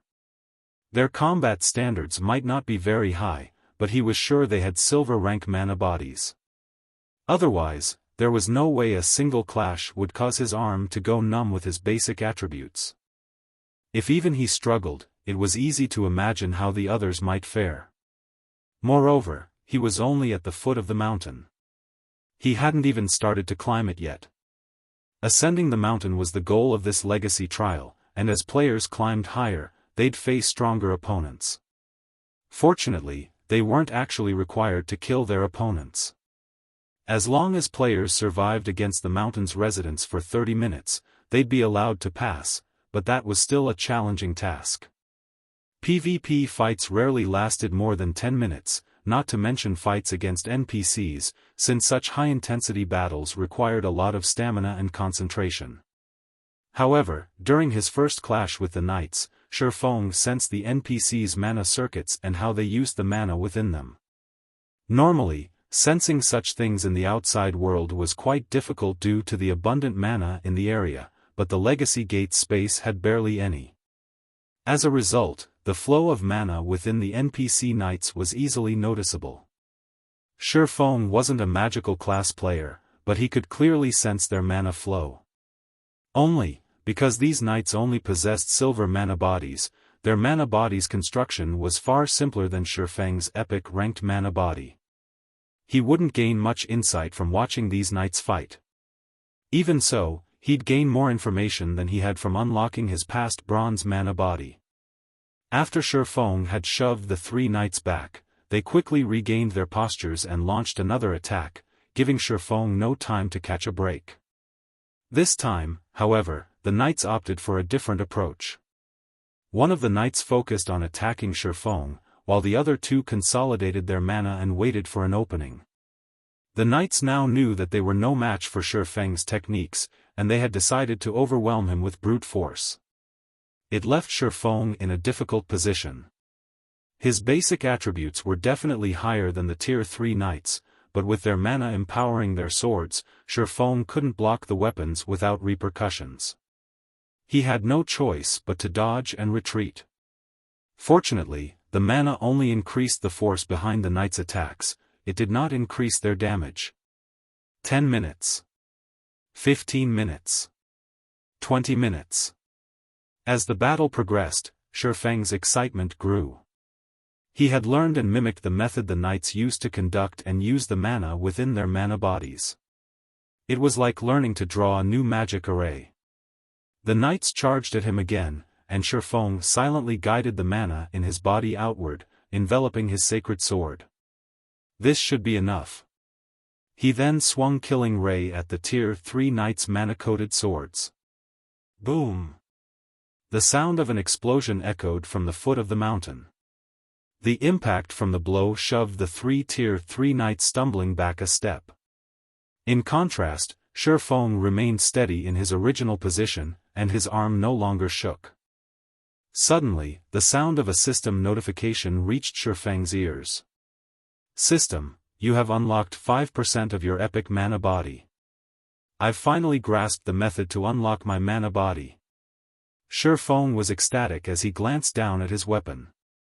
He had finally learned to mimic the way these knights conducted and used their mana. Of course, he could not mimic the knights' methods perfectly, since they weren't compatible with his mana body. He needed to modify his approach. Moreover, he possessed an epic mana body, which had a more complex structure than a silver mana body. This was why he had only unlocked 5% of his mana body with that attack. It's no wonder why so many experts fought to enter gold gates in the past. I've made more than a fortnight's progress in less than half an hour. Seeing the 3 NPCs eye him hostilely, Shi Feng realized how astoundingly effective it was to train within a gold gate's legacy trial. If an expert with a silver mana body stood in his place, they would have likely unlocked all of their mana body with one trip. These knights had offered a perfect example of how to do so, after all, and this environment was the perfect place to observe others' mana bodies. This simply wasn't possible in the outside world. Following which, Shi Feng challenged the next group of NPC knights. He wanted to familiarize himself and adapt to the new sensation as quickly as possible. The second group consisted of 6 NPC knights, and they used a completely different method to employ their mana bodies. Individually, they were about as strong as the first 3 knights, but in the end, they were nothing more than lab rats for Shi Feng as he further optimized his epic mana body. Read latest chapters at Wuxia World. Not only did Shi Feng encounter more knights as he climbed the mountain, but the knights also had higher-ranked mana bodies.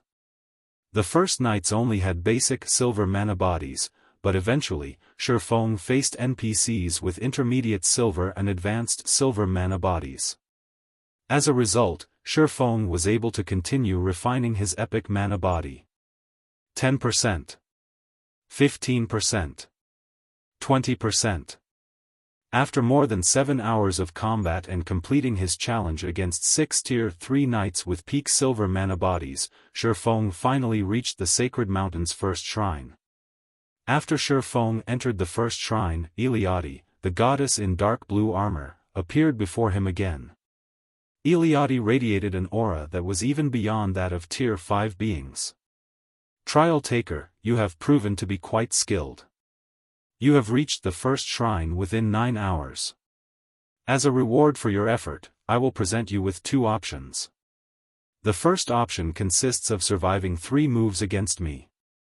Not only will you clear this trial and enter the mountain's second level by succeeding, but you'll also receive 1 legacy guidance. If you choose the second option, you will have to face this shrine's guardian.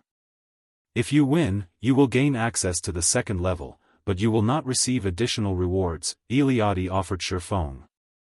You have 3 minutes to consider. Decide carefully.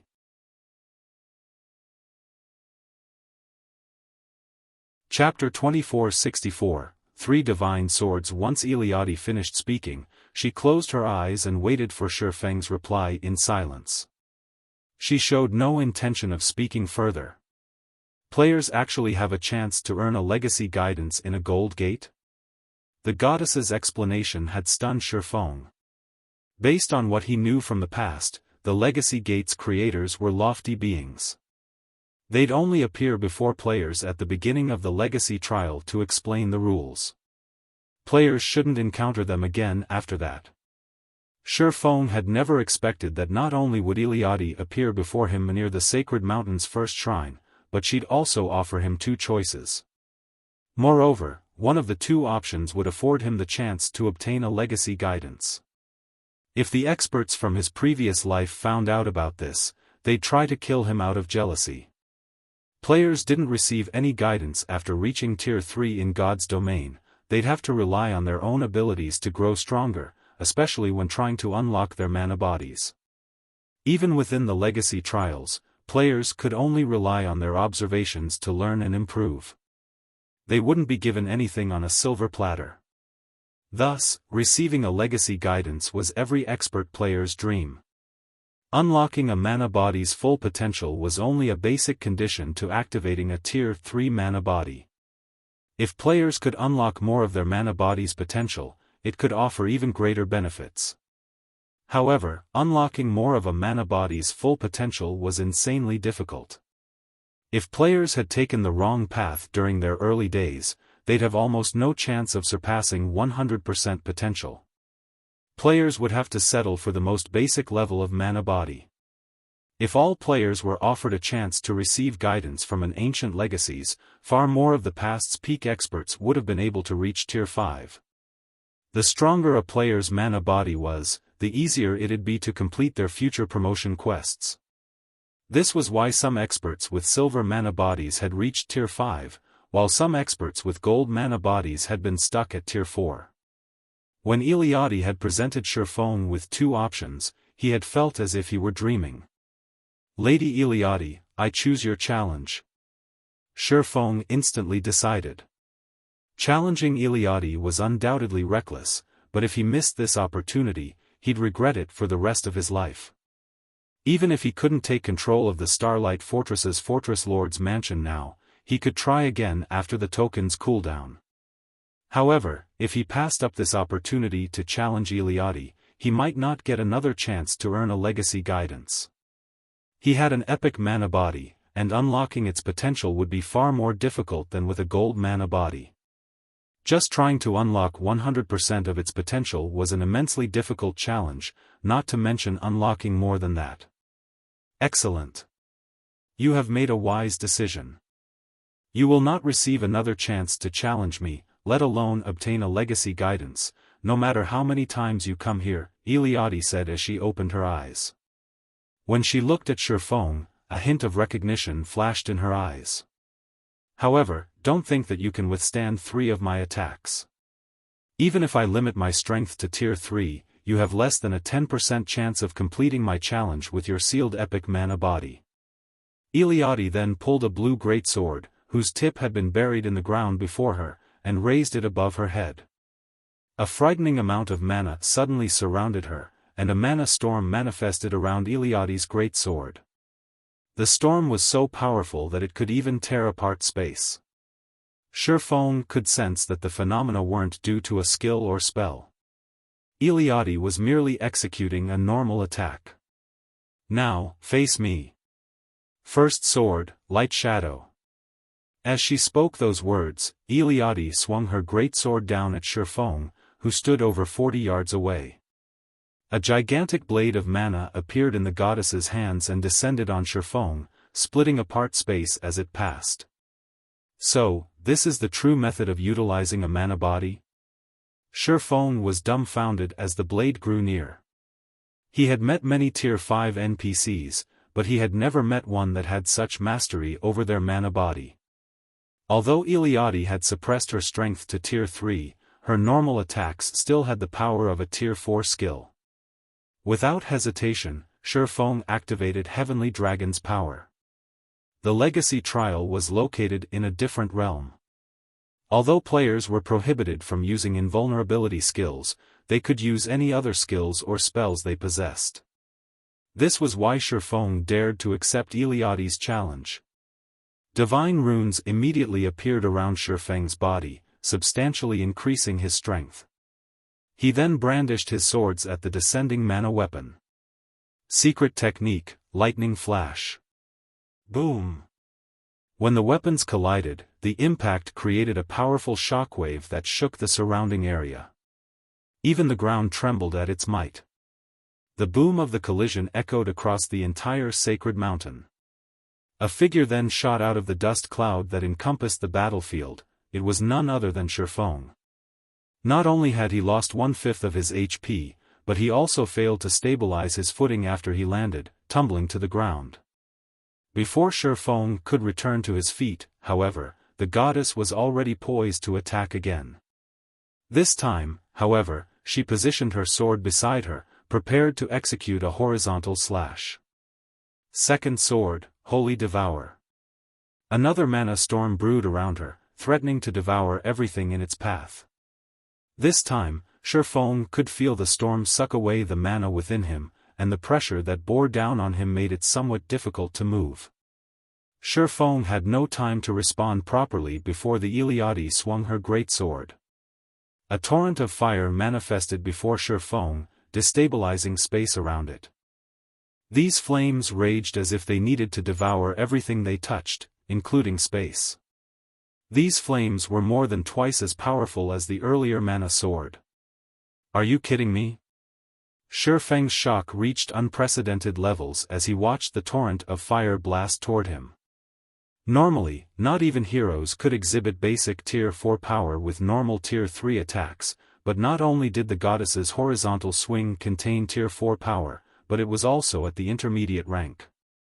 No one would believe him if he retold this tale. Despite his surprise, however, Shi Feng didn't hesitate.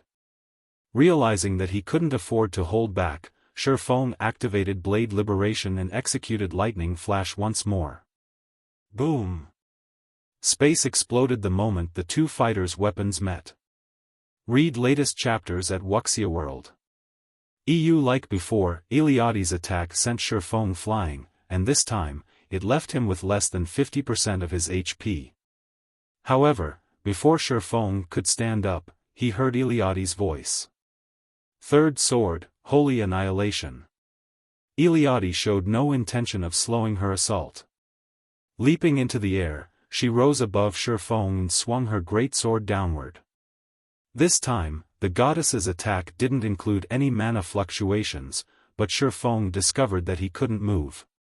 He felt as if he were surrounded by enemies, and he could only watch as Iliadi's greatsword descended toward him. This attack was many times stronger than her second swing. Power of Destruction, activate.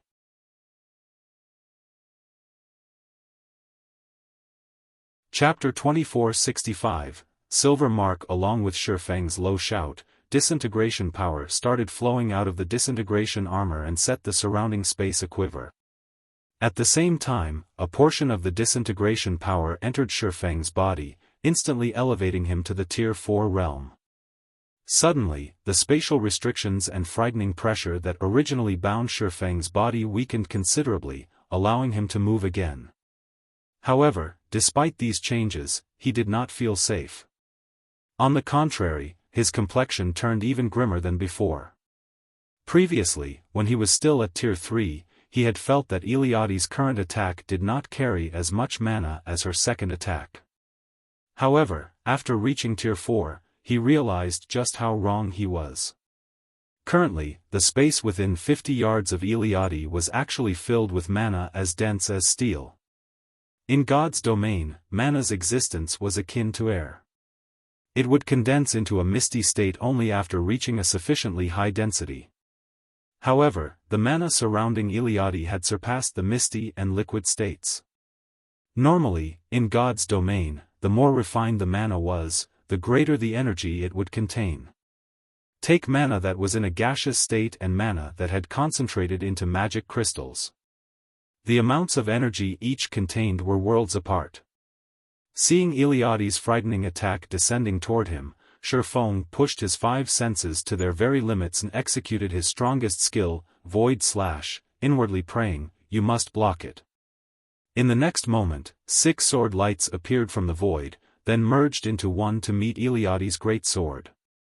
Combined with the effects of all of Shi Feng's berserk skills, this attack could be said to be the peak of Shi Feng's current capabilities. In fact, he had even executed Void Slash at a 100% completion rate. The power of this attack could undoubtedly send mythic monsters of the same level flying.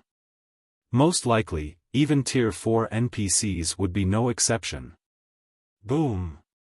A deafening boom echoed throughout the surroundings after the attacks of both sides collided. The entire sacred mountain had even started trembling slightly. In the next moment, a figure flew out of the sacred mountain's first shrine and landed right at the foot of the sacred mountain, creating a crater that was over 3 meters deep. What a pity! I have waited a long time for a challenger with an epic mana body to show up. If only he had unlocked his mana body before coming here. Combined with the power of a Tier 4 existence, he might have been able to withstand my final move, Eliade said to herself, sighing when she saw Shi Feng disappearing from the shrine. However, just as she was about to leave, she suddenly sensed something. Her figure then disappeared from the shrine and reappeared at the mountain's foot. To be precise, she appeared beside the crater of Shi Feng's crash. He didn't die. Surprise flashed in Eliade's eyes for the first time when she saw Shi Feng getting to his feet in the crater. Despite the swordsman receiving her attack, his HP had not decreased by even a single point. Only, visible spatial cracks surrounded him. However, these cracks were mending themselves, and eventually, a perfect barrier formed around him. How close? If I didn't have the Nightwalker's Cape's Void Shield, that attack definitely would have killed me. Shi Feng breathed out a sigh of relief as he looked at the barrier protecting him. He had still underestimated Eliade's final attack.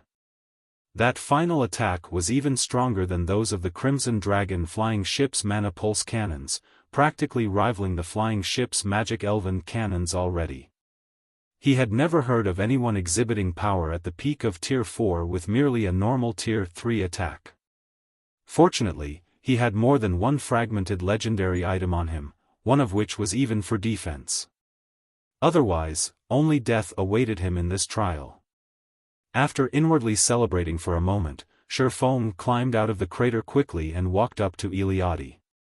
"Lady Eliade, may I know if I passed your trial?" Shi Feng asked as he looked at the goddess. Although he survived, he had been sent flying all the way down the sacred mountain. Since his agreement with Eliade was for him to receive 3 of her moves, he wasn't sure if getting sent flying out of the shrine was already grounds for disqualification. Eliade had not stated the conditions for qualifications clearly. "You passed," Eliade said, nodding. "Moreover, your performance was excellent.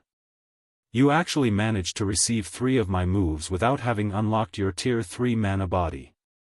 Of all the challengers I have come across throughout the years, you are the first to accomplish such a feat. As a reward, I will grant you not only a legacy guidance but also the Starlight Fortress's silver mark." After saying so, Eliade drew a silver rune in the air and imprinted it on the Fortress Lord's token tied around Shi Feng's wrist. "System, congratulations. You have obtained the silver mark and become the Starlight Fortress's silver lord. You may freely enter the Fortress Lord's mansion and make use of the Starlight Fortress's advanced functions. System, you have completed the challenge of the Legacy Gates creator. Rewarding level +1 and 1 legacy guidance from Eliade." Upon receiving the series of system notifications, Shi Feng fell into a daze. He never thought that the rewards for this challenge would be so generous. Just the opportunity to receive a legacy guidance was already as valuable as a fragmented legendary item. In fact, if the peak experts of his previous life had known about this, they might have even willingly exchanged a fragmented legendary item just to receive a legacy guidance. After all, in God's domain, one's own strength had the utmost priority. External items such as weapons and equipment only serve to bolster a person's existing strength. Moreover, so long as one was sufficiently strong, obtaining fragmented legendary items was not that difficult a task. Take the independent experts of adventurer teams, for example. Despite these experts not having any major corporations or superpowers backing them, some of them had still reached the apex of God's domain. Meanwhile, these people had accomplished this feat by relying entirely on their own strength. However, aside from receiving a legacy guidance, he had actually received the Starlight Fortress's silver mark as well. If the various superpowers in his previous life were to find out about this, they would definitely want to eat him alive. In the past, in order to increase their authority in the ancient fortresses they controlled, the various superpowers had invested countless manpower and resources into nurturing their peak experts. However, extremely few superpowers had managed to obtain an ancient fortress's silver mark, especially for ancient fortresses that housed a gold gate. This was because the silver mark was no longer something just a handful of peak experts could attain. Obtaining a silver mark from a legacy gate required 10 experts to clear the Sacred Mountain's second shrine and 3 experts to reach the Sacred Mountain's peak within one challenge attempt. Moreover, the difficulty of a Sacred Mountain's second level was far greater than that of the first level. The Sacred Mountain's first level served as a foundational level for the legacy trial. It functioned more as an educational tool than a challenge. However, it was a different story once players reached the Sacred Mountain's second level. The second level and beyond would differentiate the strong from the weak. They were not meant to teach players anything, and all that players could do on these levels was figure out a way to survive. Read latest chapters at Wuxia World. In the case of the second level of a Bronze Gate's Sacred Mountain, Tier 3 players would face Tier 3 heroic spirits that possessed extremely high combat standards. The weakest among them could rival half-step refinement realm experts. Even worse, players had to go up against multiple heroic spirits simultaneously. As for the third level, rumor had it that the opponents were bona fide Tier 3 heroes. Of course, players were no longer required to survive for as long as 30 minutes on the second level and beyond. Nevertheless, they still needed to last 10 minutes. If even the Bronze Gate's trial was already so arduous, Shi Feng did not even dare imagine what kind of opponents awaited him on the second level of the Gold Gate's trial. Alright, you have a choice to make. Do you wish to receive guidance on how to unlock your epic mana body, or do you wish to receive guidance on mana techniques? Eliade asked as she looked at Shi Feng's stunned expression.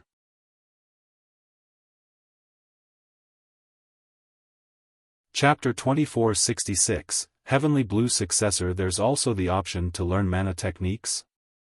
Shi Feng could not help but hesitate when he heard the options Eliade gave him. Mana technique was a familiar term, a mana usage technique that players could use only after reaching Tier 3 and obtaining their mana body.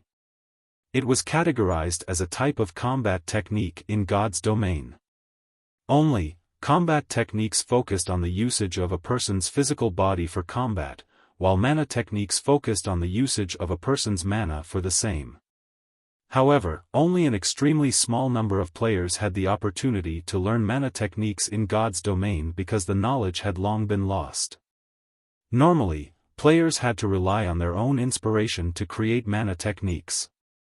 As for Shi Feng, even after playing God's domain for a decade during his previous life, he never managed to learn a single mana technique. If it were before he had witnessed Eliade's 3 attacks, he would have most likely chosen to receive guidance on how to unlock his epic mana body without any hesitation. This was because the mana techniques he had seen experts use in his previous life hadn't been particularly powerful. Those mana techniques only bolstered the strength of existing skills and spells slightly, not even as useful as combat techniques.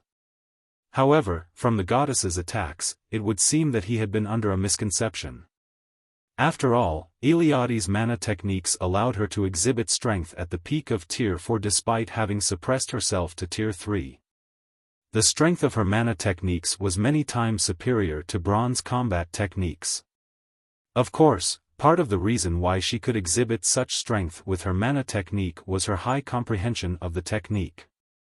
Even so, this had still allowed Shi Feng to get a general idea of the power of mana techniques.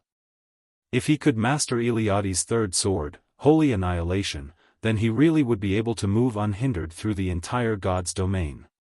Normally, players had to rely on legendary items to transcend tiers. Moreover, the higher one's tier was, the more difficult it would be to transcend tiers. Just the gap between Tier 3 and Tier 4 was already massive.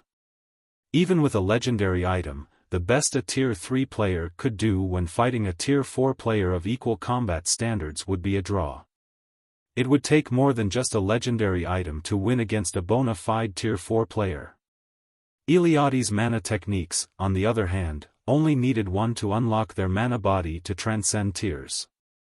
Meanwhile, given sufficient time, players could unlock even epic mana bodies to 100% potential. You have 30 seconds to consider. If you don't make a decision, I will take it as you giving up the opportunity to learn. You have only this one chance, so I hope you consider your decision well, Eliade said as she looked at Shi Feng. As soon as Eliade finished speaking, a system timer appeared before him, the timer counting down the seconds. 30 seconds. 25 seconds. 20 seconds. The ticking sounds were like a countdown to death, and they stimulated Shi Feng's mind. He had only this one opportunity to learn a mana technique. After he mastered it, he could even teach it to others. This mana technique would be a great help for Zero Wing's future. However, if he wished to unlock his epic mana body past 100% potential, he could only rely on Eliade's guidance. Otherwise, on his own, the chances of him breaking through the 100% threshold were practically zero. You have 10 more seconds to consider, Eliade reminded when she saw Shi Feng still in deep thought. However, Eliade's reminder did not catch Shi Feng's attention. On the contrary, he sank even deeper into thought now. You have 5 seconds left, Eliade prompted once more. Decide. At Eliade's final reminder, Shi Feng snapped out of his daze and took a deep breath. Lady Eliade, I choose the guidance on my epic mana body. Shi Feng said with determination. Are you certain? Eliade asked, gazing at him seriously. I am very certain, Shi Feng confirmed, nodding. In his opinion, a mana technique was indeed amazing. In fact, the value of Eliade's mana technique surpassed even the value of legendary items.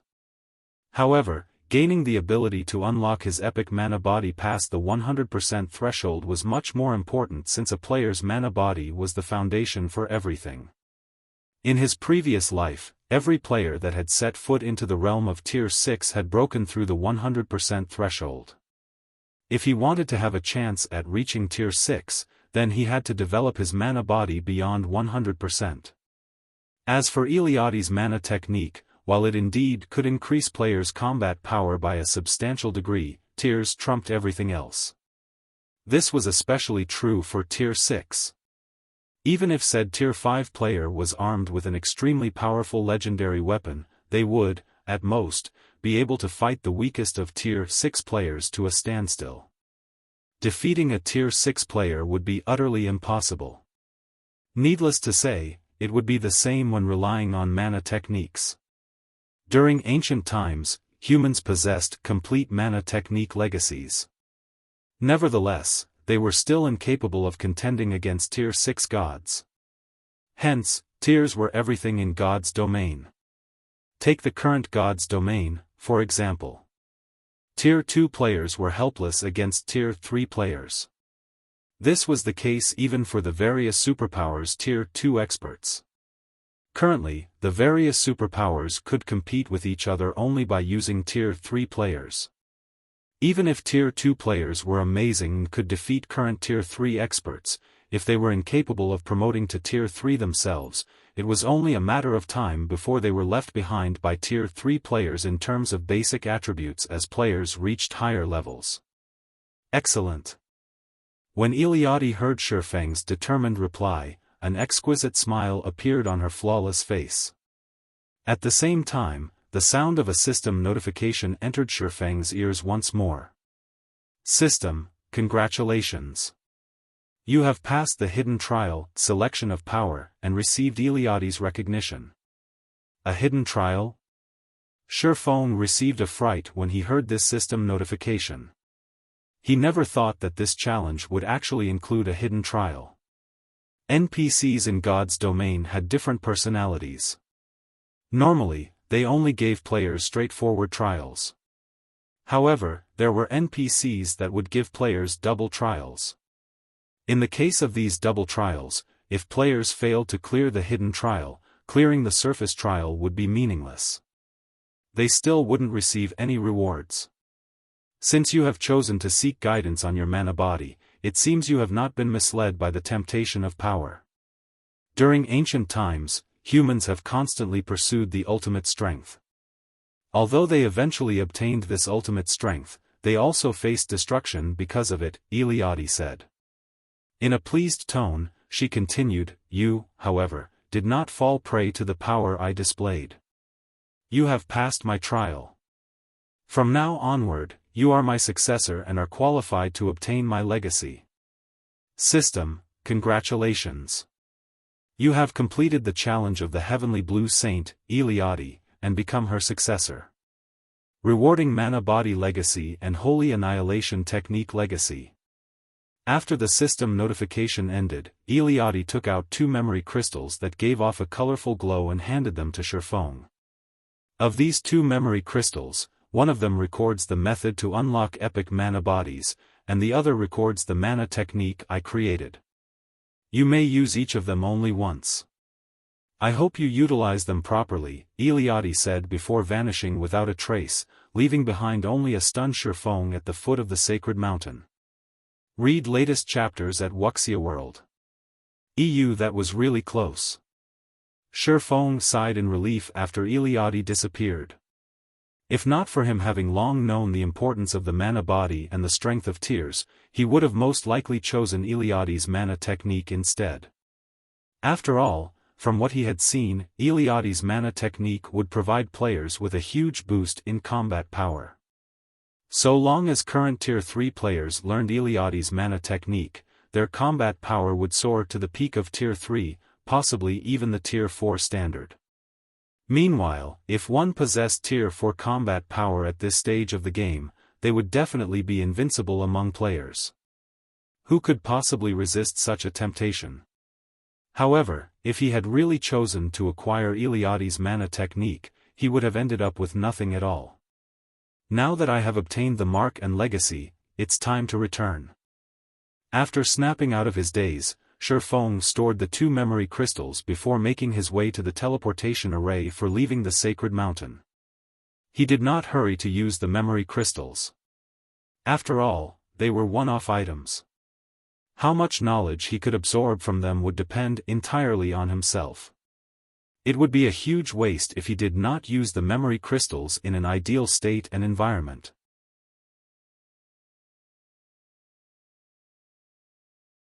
Chapter 2467, Legacy Room Star Valley, Starlight Fortress. A spatial tear appeared before the entrance of the Fortress Lord's mansion as Shi Feng teleported out of the Legacy Gate. Currently, several figures were resting before the entrance, every one of which looked exhausted, as if they had just fought a battle that lasted several days and nights. Their eyes were bloodshot, and their bodies were felt weak and sore all over. Guild leader? A trace of surprise flashed in Kola's eyes when he saw Shi Feng coming out of the spatial tear. Aside from Kola, Shadow Sword, Turtledove, Alluring Summer, and Luofei, who sat beside him, were similarly stunned by this scene. They knew what the situation inside the Legacy Gate was very clearly. Out of their team of 10, the one with the highest chance of clearing the first level was undoubtedly Shi Feng. Now, however, Shi Feng was actually the 6th person to come out of the Legacy Gate. This development boggled their minds. After all, in terms of combat standards and basic attributes, Shi Feng was the strongest among them. Even the standard of his mana body was unmatched. Theoretically, even if Shi Feng failed to conquer the Sacred Mountain's first level, he still should have been the last one to come out of the Legacy Gate. Ignoring the strange gazes Kola and the others were giving him, Shi Feng asked, "Only the 5 of you have come out?" "Emicham. Big Sis Fire and the others are still inside." Kola nodded stiffly. They made such huge improvements during this period? Shi Feng was surprised by this situation. The fact that Fire Dance and the others remained inside the Legacy Gate until now meant that they were close to clearing the Sacred Mountain's first level already. The first level of a Gold Gate's Sacred Mountain. Shi Feng had personally experienced the difficulty of the Gold Gate's trial. From his experience, everyone, aside from Yen Tianqing, shouldn't have much of a chance at clearing the Sacred Mountain's first level. After all, the Gold Gate's trial placed much more importance on players' combat standards than on basic attributes. No matter how powerful their basic attributes were, their attacks couldn't be stronger than those of Tier 3 NPCs that had fully unlocked their mana bodies. Meanwhile, of those that had come to the Western continent with Shi Feng this time, Aqua Rose, Fire Dance, and Violet Cloud, 3 of the 4 players that had entered the Tower of 4 Gods, remained inside although he had already exited. Gentle Snow was staying in the Black Dragon Empire to handle the guild's affairs. Shi Feng never thought that Aqua Rose, Fire Dance, and Violet Cloud would last this long inside the Legacy Gate. Although he had already known that all 3 of them had reached the Void Realm standard and that Violet Cloud had even learned a bronze combat technique, they still shouldn't be capable of surviving until now. However, Shi Feng quickly shook his head, not dwelling on the matter. After all, the stronger Aqua Rose and the others became, the better it would be for Zero Wing. Following which, he looked at Cola and the others and asked, "Right, what kind of gains did you get inside? How much of your mana body did you manage to unlock?" The real treasure hidden inside an ancient fortress was the mana body legacy. Hence, it did not matter whether players managed to clear the fortress's legacy trial or not. The crucial part was how much players learned from the legacy trial. If players simply focused on clearing the trial and failed to learn anything, then it would be a huge loss. "I've already unlocked it to 75%, Cola replied in a slightly prideful tone. Although he was the first person to exit the Legacy Gate, he had unlocked the most potential out of their group of 5. In fact, had he managed to push through one more batch of opponents, he might have been able to unlock 80% of his mana body's potential. It should be known that every 10% potential unlocked in a mana body would enhance one's normal attacks, skills, and spells significantly. Upon hearing Cola's prideful tone, Shadow Sword and the others eyed him with contempt. Cola had unlocked merely 5% to 10% more potential than they had. That was nothing for him to boast about.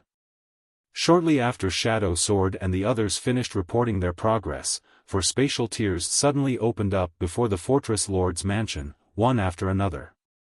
A figure then walked out of each spatial tier. These 4 figures belonged to none other than Aqua Rose and the rest of the Zero Wing contingent. At the same time as Aqua Rose and the others exited, an additional bronze mark appeared on Shi Feng's Fortress Lord's token. The knights on the 2nd level are simply overpowered. Every one of their attacks rivals mythic monsters. Who could possibly block those attacks? Yan Tianqing's expression turned ugly when he was teleported out of the Legacy Gate. "You cleared the 1st level?"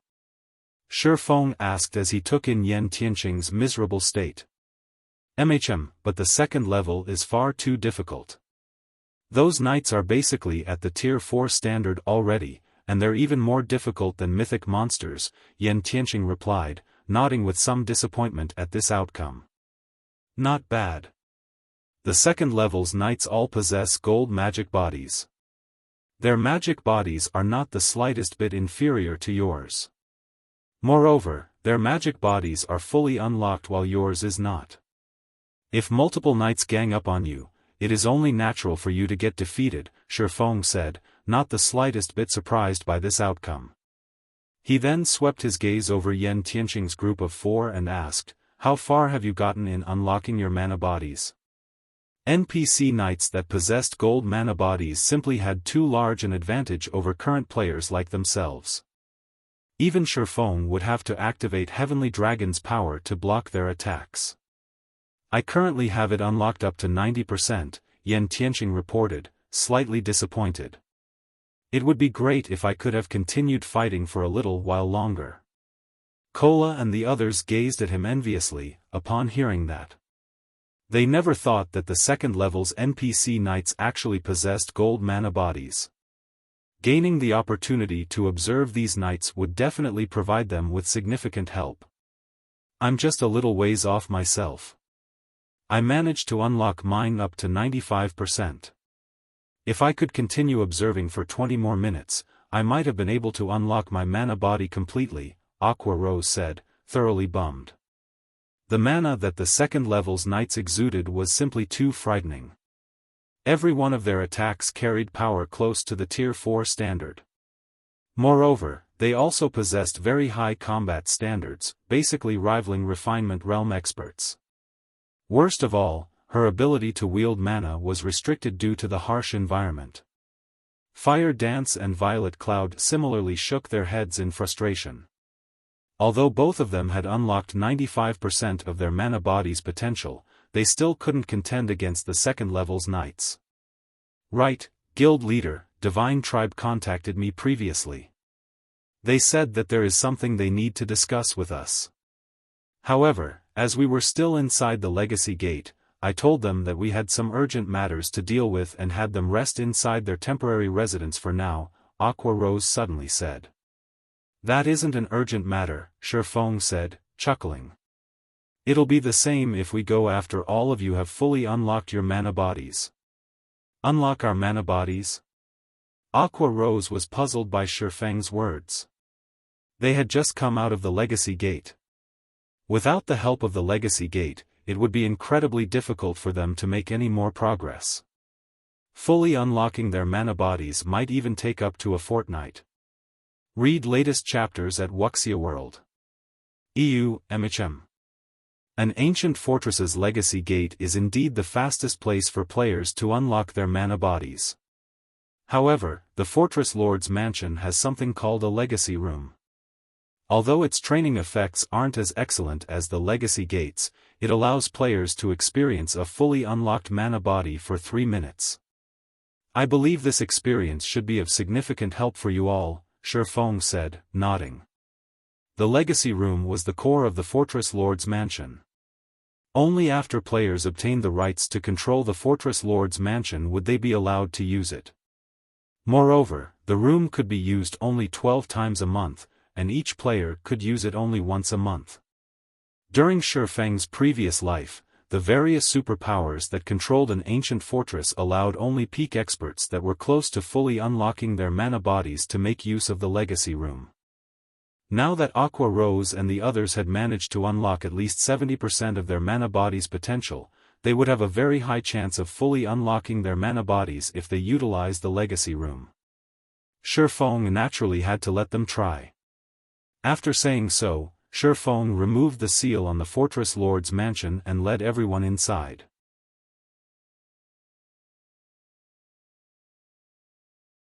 Chapter 2468, Silver Marks Effects. As Shi Feng and the others walked into the Fortress Lord's Mansion, they felt as if their exhausted mental state had suddenly been refreshed. The mana density here is so high.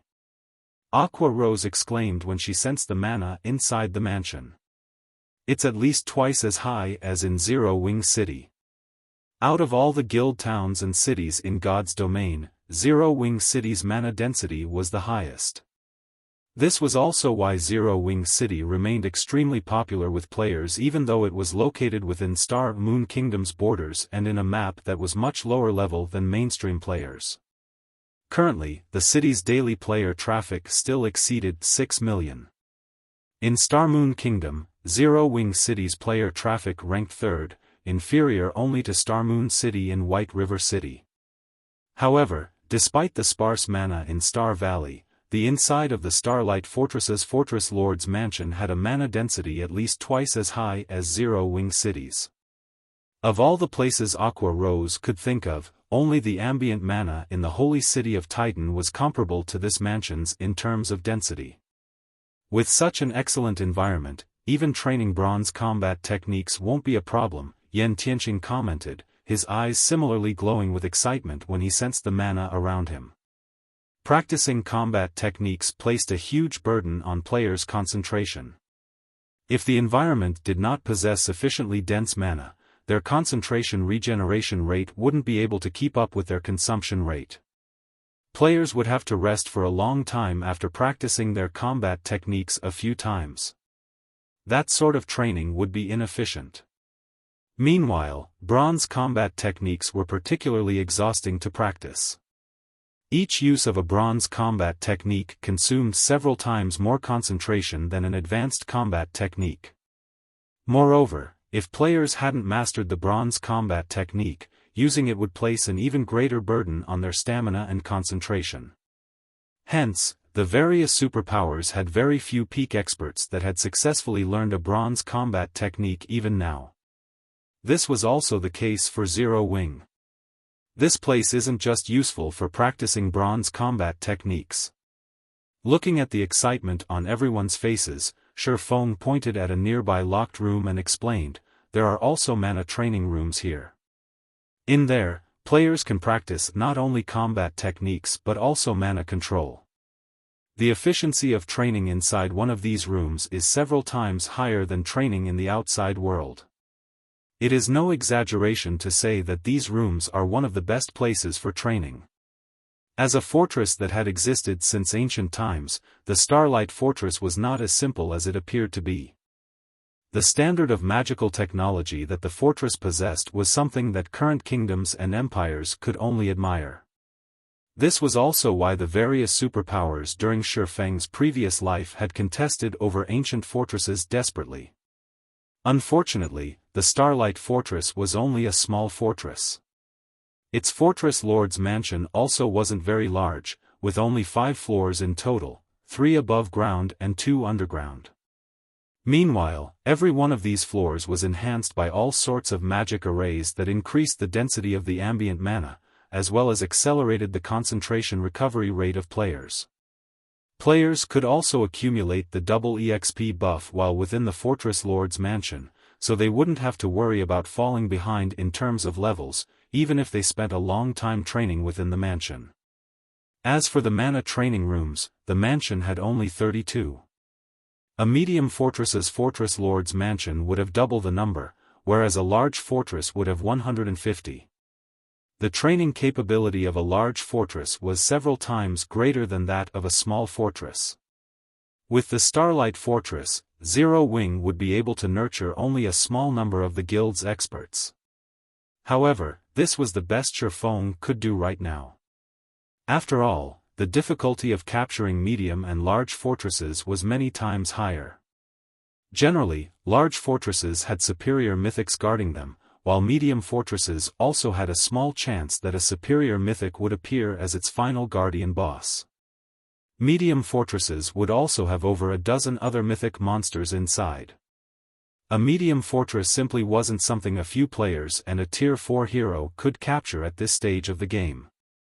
In fact, during Shi Feng's previous life, the various superpowers had managed to capture Star Valley's medium and large fortresses only after Tier 4 players had come into existence. After Shi Feng gave everyone a simple introduction, he brought them to the mansion's second basement floor. The second basement floor was not very large and had only 2 rooms. One of these rooms was the core room responsible for controlling the fortress's magic array, while the other room was sealed shut by a large door made out of magic crystals. The room with the magic crystal door happened to be the most precious location in the entire Fortress Lord's mansion. The Legacy Room. This place was second only to the Legacy Gate in terms of helping players unlock their mana bodies. In the past, it had also been the most important location for the various superpowers for nurturing guild experts. In God's domain, the mana body might be considered merely a tool to support players, since it was only a matter of time before players fully unlocked their mana bodies after reaching Tier 3. However, the speed at which players unlocked their mana bodies would give rise to a marked disparity. This was because players' control over their mana bodies and combat styles would undergo significant changes after they unlocked their mana bodies. Meanwhile, they would need time to adapt to these changes.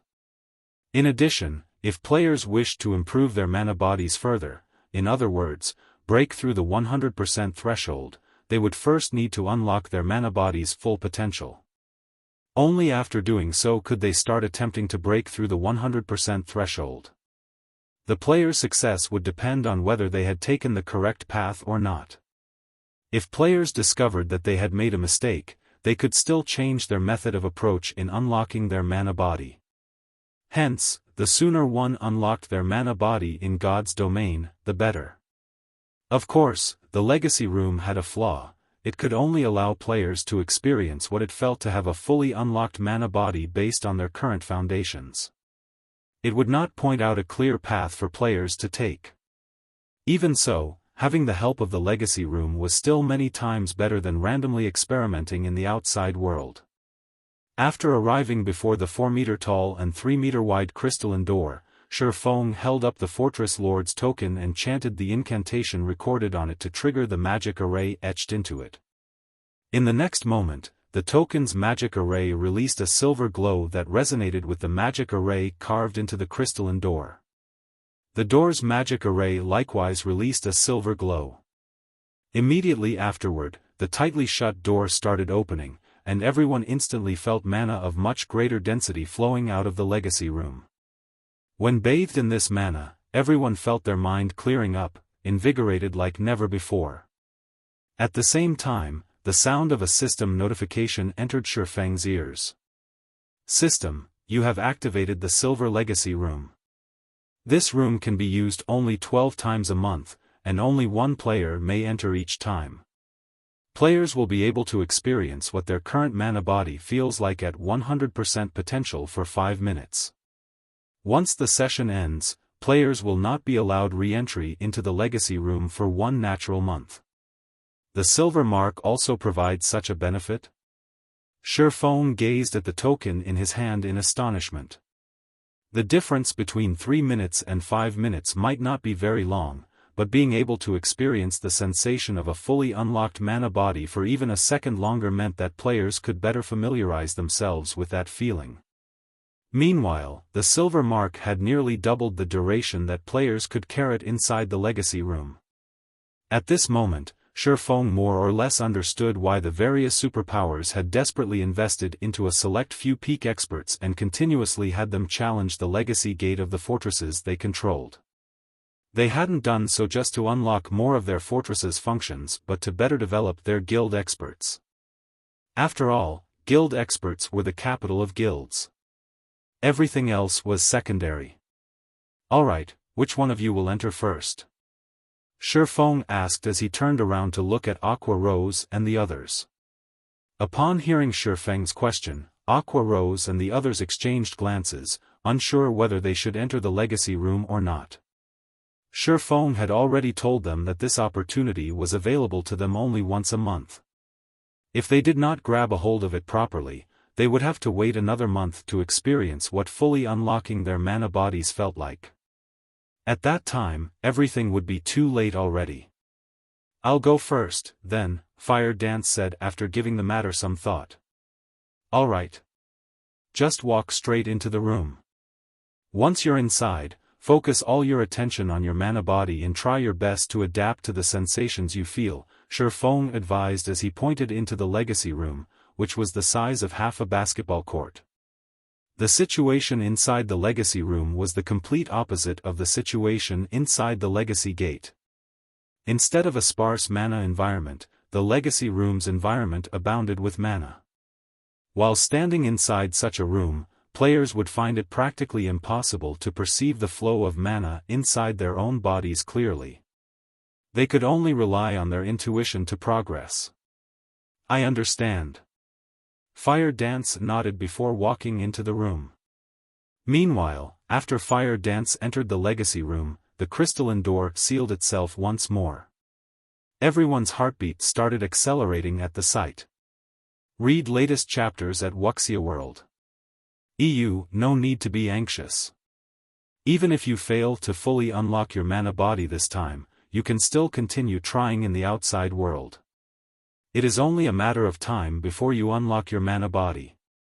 Just treat this as an opportunity to experience it ahead of time, Shi Feng said, smiling when he saw how nervous everyone was.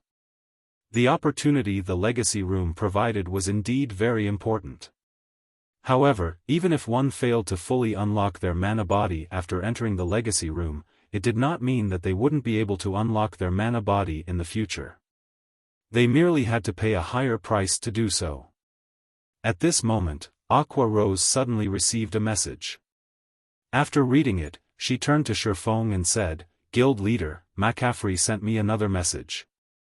He says something big has happened, and he needs you to pay him a visit now. Is it so urgent? Shi Feng was a little confused as to why McCaffrey kept trying to contact him. Alright, it's best if I go first. The legacy room is already activated. Enter it one by one. After leaving these instructions, Shi Feng immediately exited the Fortress Lord's mansion and made his way toward Divine Tribe's temporary residence in the Starlight Fortress.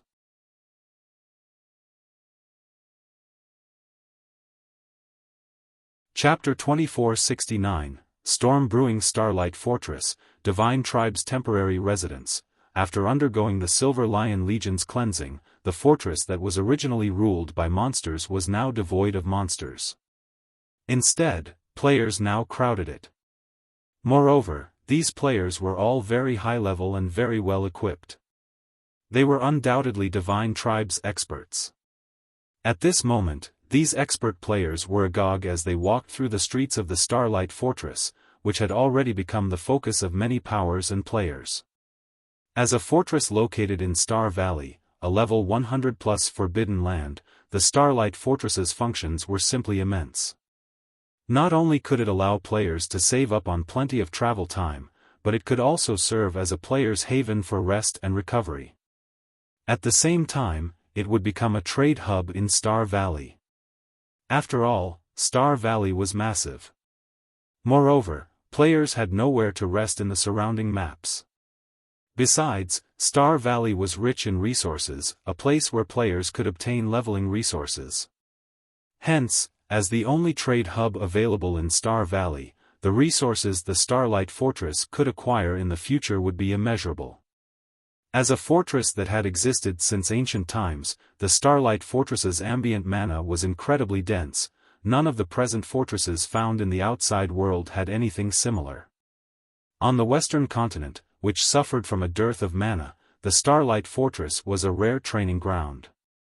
Shi Feng could sympathize with the excitement Divine Tribe's members felt. After players captured an ancient fortress, not only could they concentrate a large amount of mana inside the fortress, but this mana would also be very gentle. Even players with subpar control over mana would have their control artificially improved by a significant margin while inside the fortress. Although this improvement was only temporary, if players could immerse themselves in such an environment long-term, they could use this experience to achieve a permanent improvement. To the Western Continent's players, who prioritized control over mana before control over their physical bodies, the Starlight Fortress was an absolute gem of a training ground. Guild leader Black Flame, the vice commander and the others are all waiting inside the reception room. Please, follow me. Shortly after Shi Feng arrived before the entrance of Divine Tribe's residence, a middle-aged man, who was a level 106 Guardian Knight, approached him. This middle-aged man gave off a very kind and humble feeling. However, the aura he radiated was not the slightest bit weaker than that of Grand Lords of the same level. In terms of strength, he was most likely stronger than even the Silver Lion Legion's Crimson Witch. "I'll have to trouble you, then," Shi Feng replied. Inwardly, he sighed ruefully as he considered this humble, middle-aged man. In the current Zero Wing, Yan Tianqing and Shi Feng himself were the only ones that had reached the domain realm. However, just one day after he captured the Starlight Fortress, Divine Tribe revealed another domain realm expert to him. Shi Feng could not help but admit that superpowers were indeed amazing. It would most likely be a long time before Zero Wing could catch up to them. After hearing Shi Feng's reply, the middle-aged man led Shi Feng into Divine Tribe's residence. Upon entering the residence's guild hall, Shi Feng received something of a fright. At this moment, the residence's guild hall had been fully renovated. Not only did the interior of the building look splendid, but the floors of the building were even tiled using mana Oregon.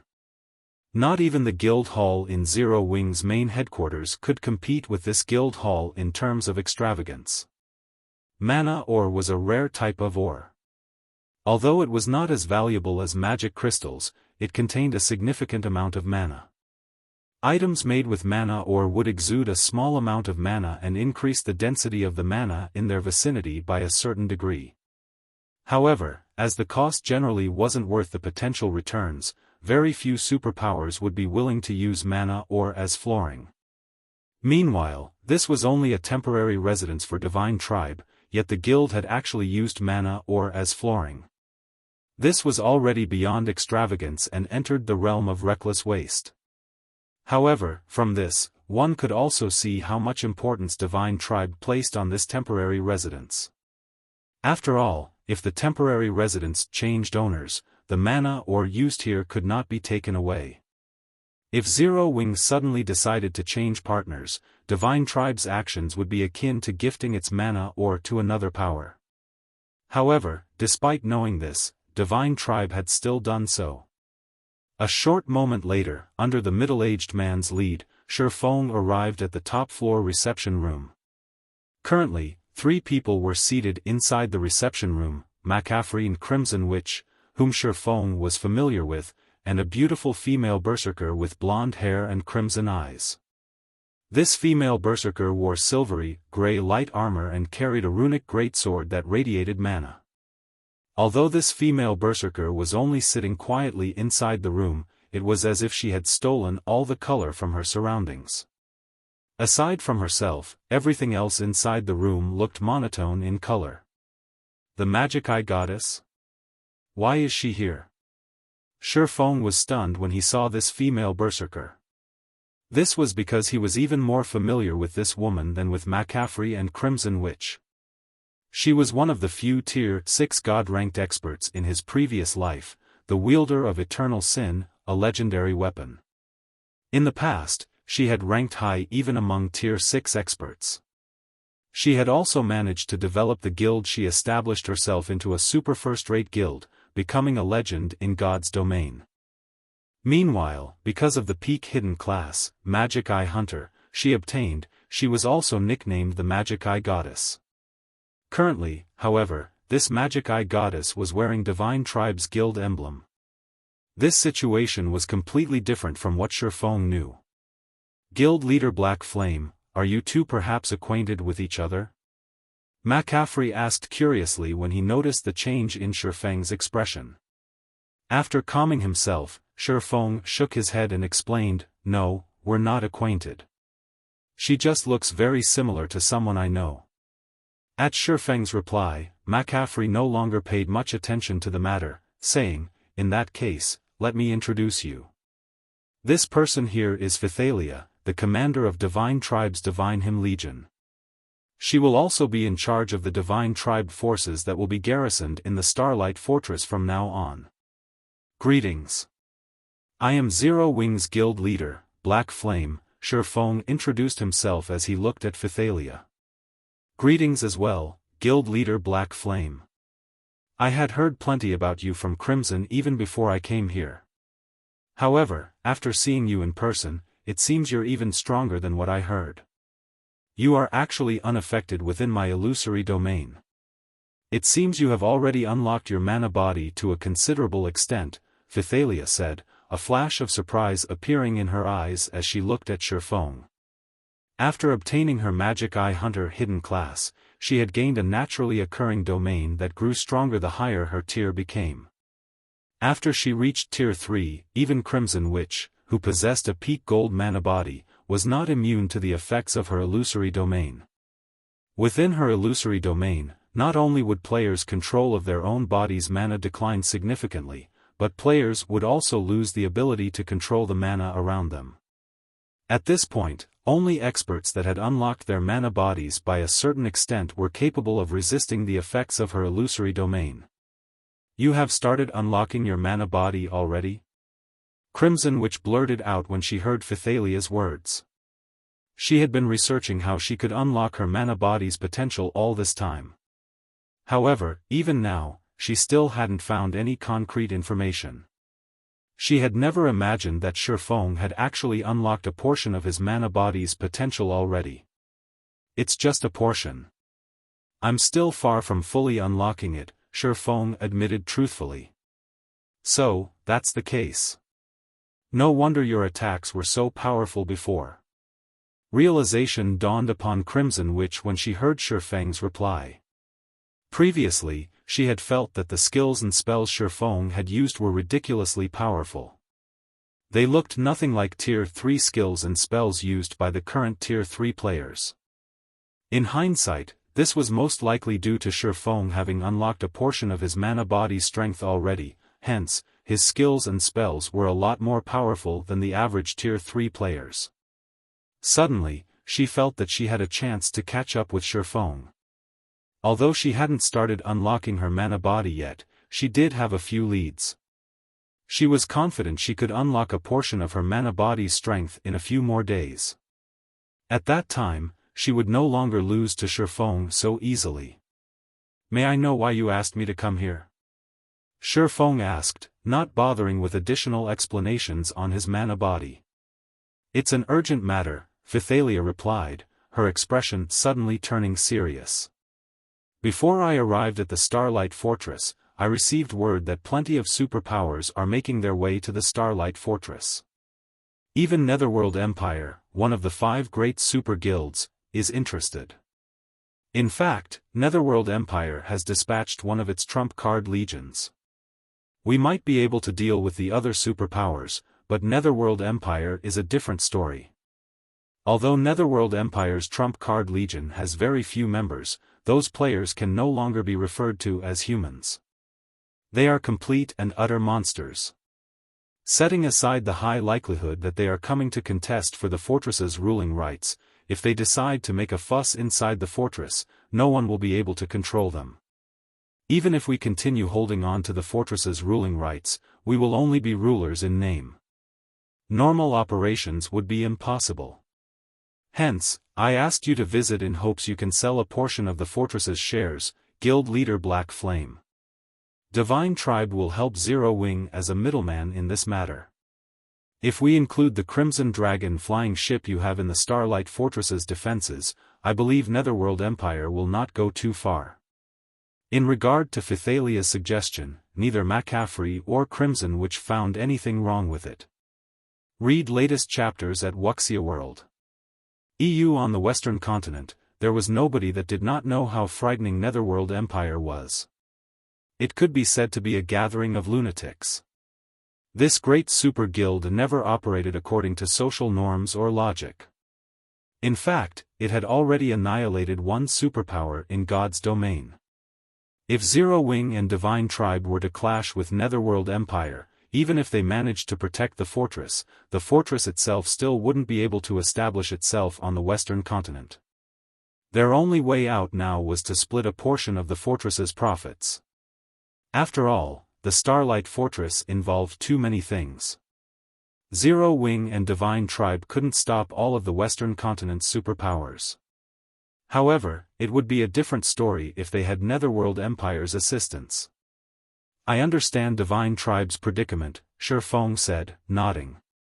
Smiling, he continued, "As for the Starlight Fortress's matters, leave them to Zero Wing.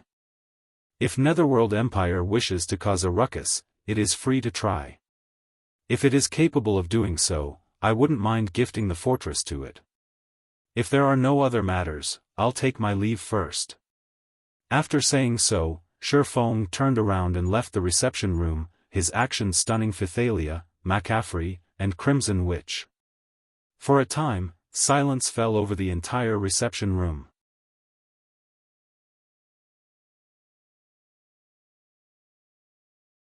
Chapter 2470, Fortress unlocked. Quite some time had passed after Shi Feng left the reception room before Phythalia and the others managed to snap out of their daze.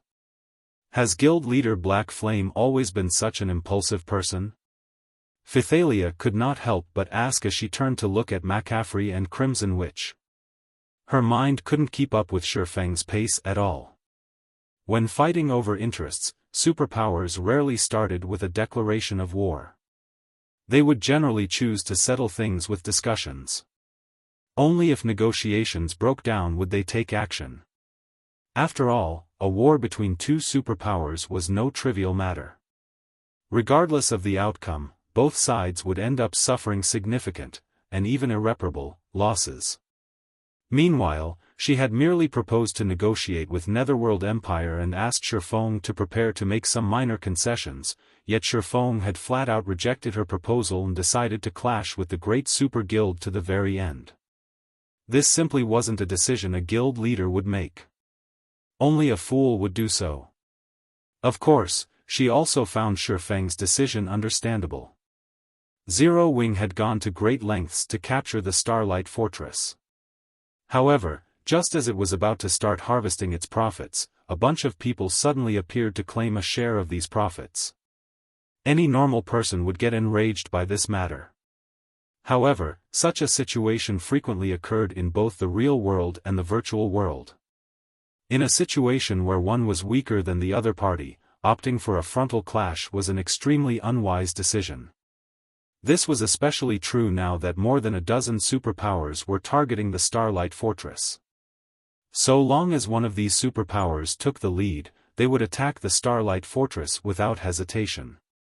At that time, even if these superpowers failed to capture the Starlight Fortress, they would still cripple its operation.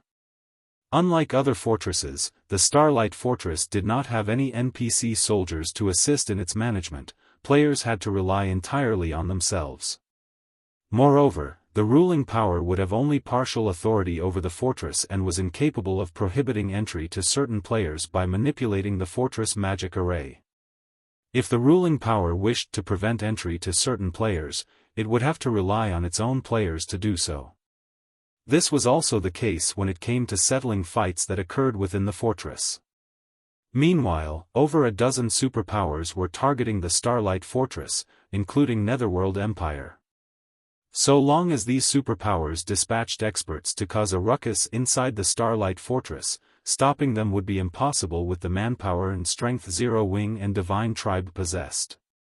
In fact, Zero Wing and Divine Tribe wouldn't even be able to stop the various superpowers from entering the Starlight Fortress. If this situation persisted, who would dare visit the Starlight Fortress? Guild leader Black Flame is indeed a very straightforward person. However, even I did not expect him to be so resolute in his stance that he won't even negotiate, McCaffrey said. Likewise, Shi Feng's decisive response exceeded his expectations. Commander Phythalia, what should we do next? There is no room for discussions on Zero Wing's side. Are we really going to clash with the various superpowers? Crimson Witch asked worriedly. After partnering with Zero Wing, Divine Tribe had invested a huge amount of resources into developing its temporary residence in the Starlight Fortress. Divine Tribe had even drafted a series of plans around the Starlight Fortress and invested a large portion of the guild's resources into these plans. If the Starlight Fortress really became a no-man's land, then Divine Tribe's investments would come to naught. I am familiar with Hell Rush, the commander of Netherworld Empire's trump card Legion.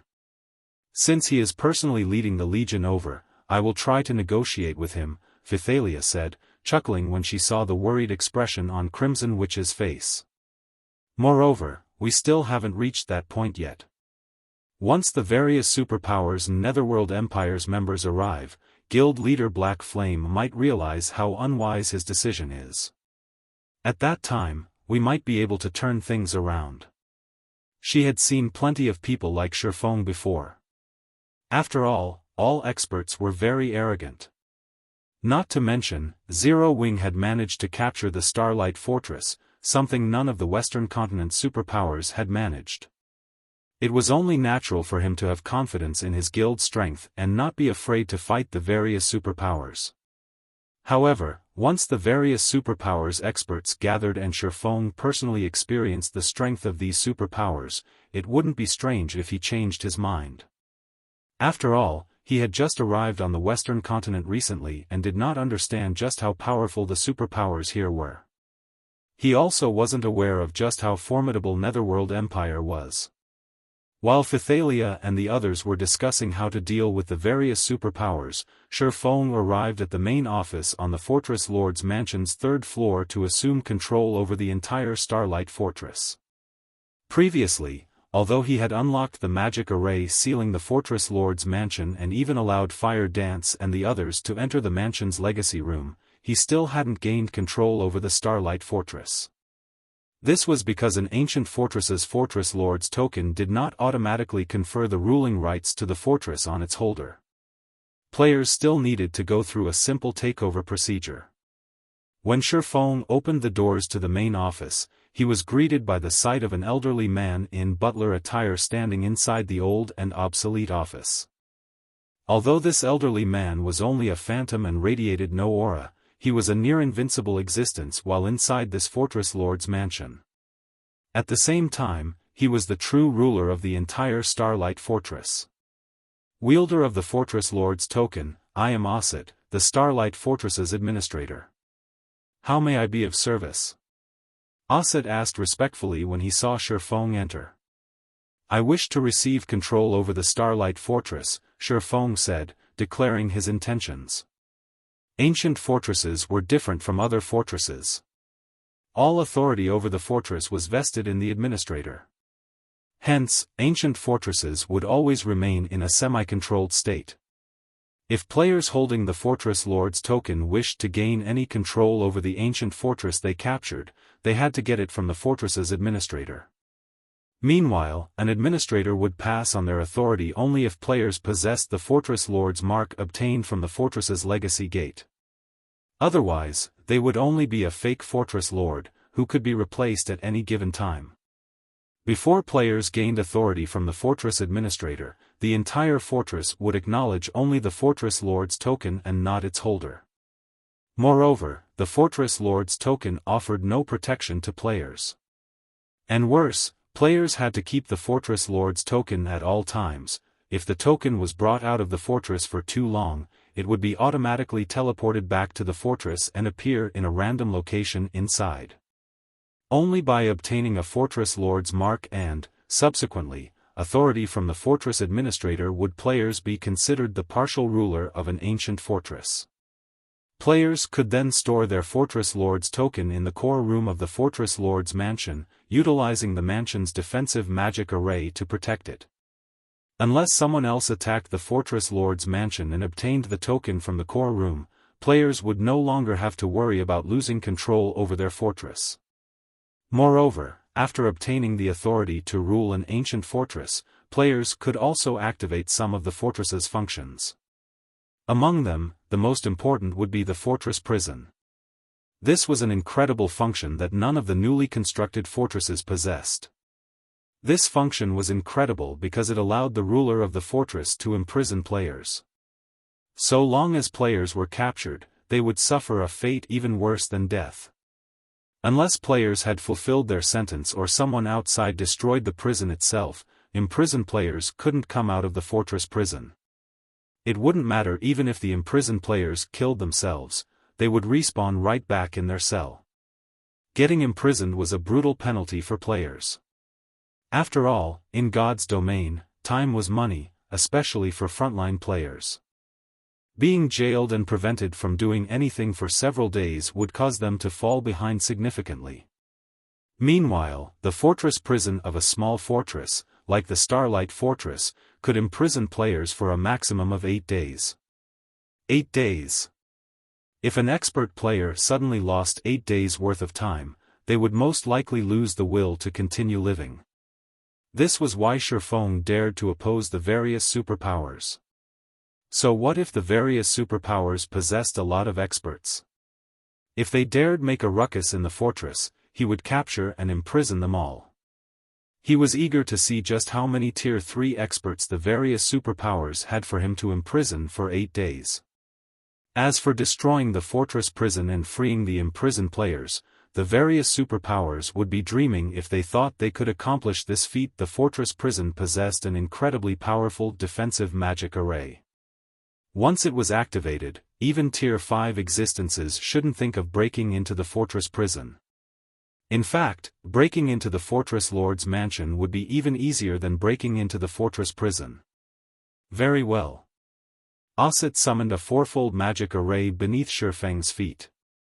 He then continued, after inspection, it seems you possess 1 bronze mark and 1 silver mark.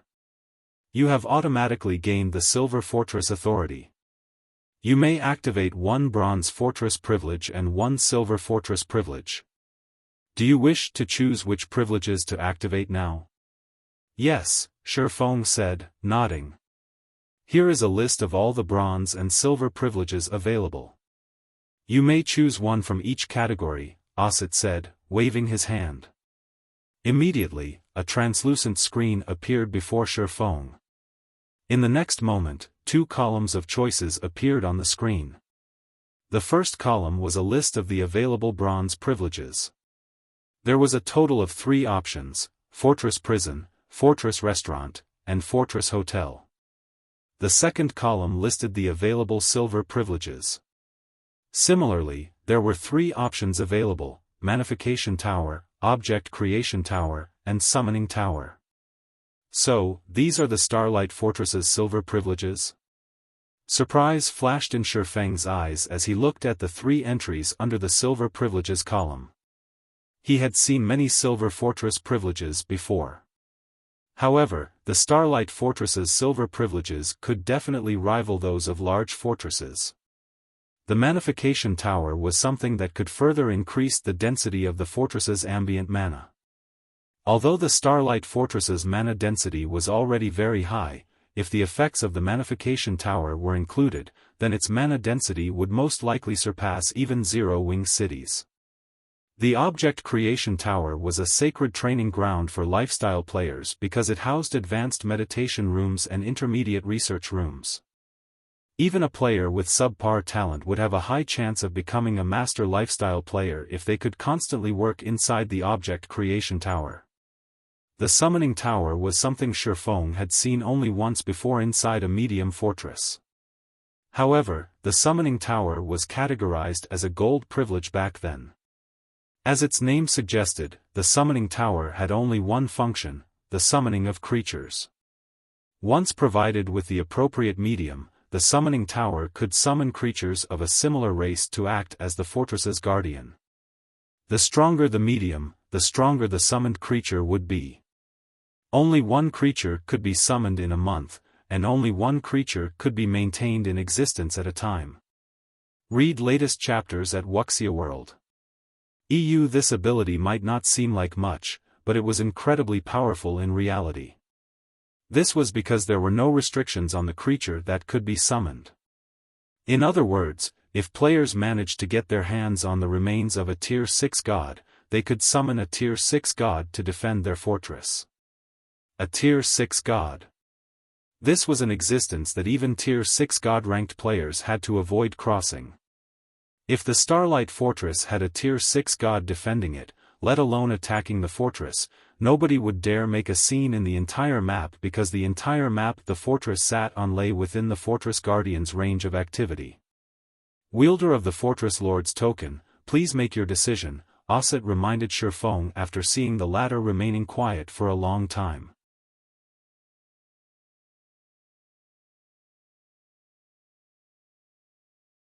Chapter 2471, Summoning Tower Activated Osset's reminder snapped Shi Feng out of his daze. I choose the Fortress Prison and Summoning Tower.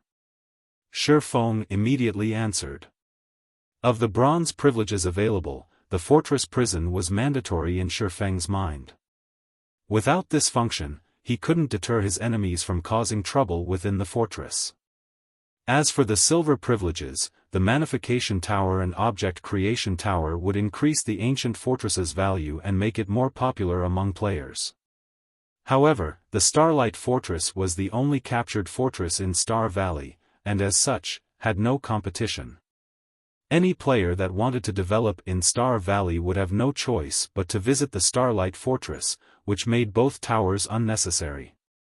The Summoning Tower, on the other hand, was a different story.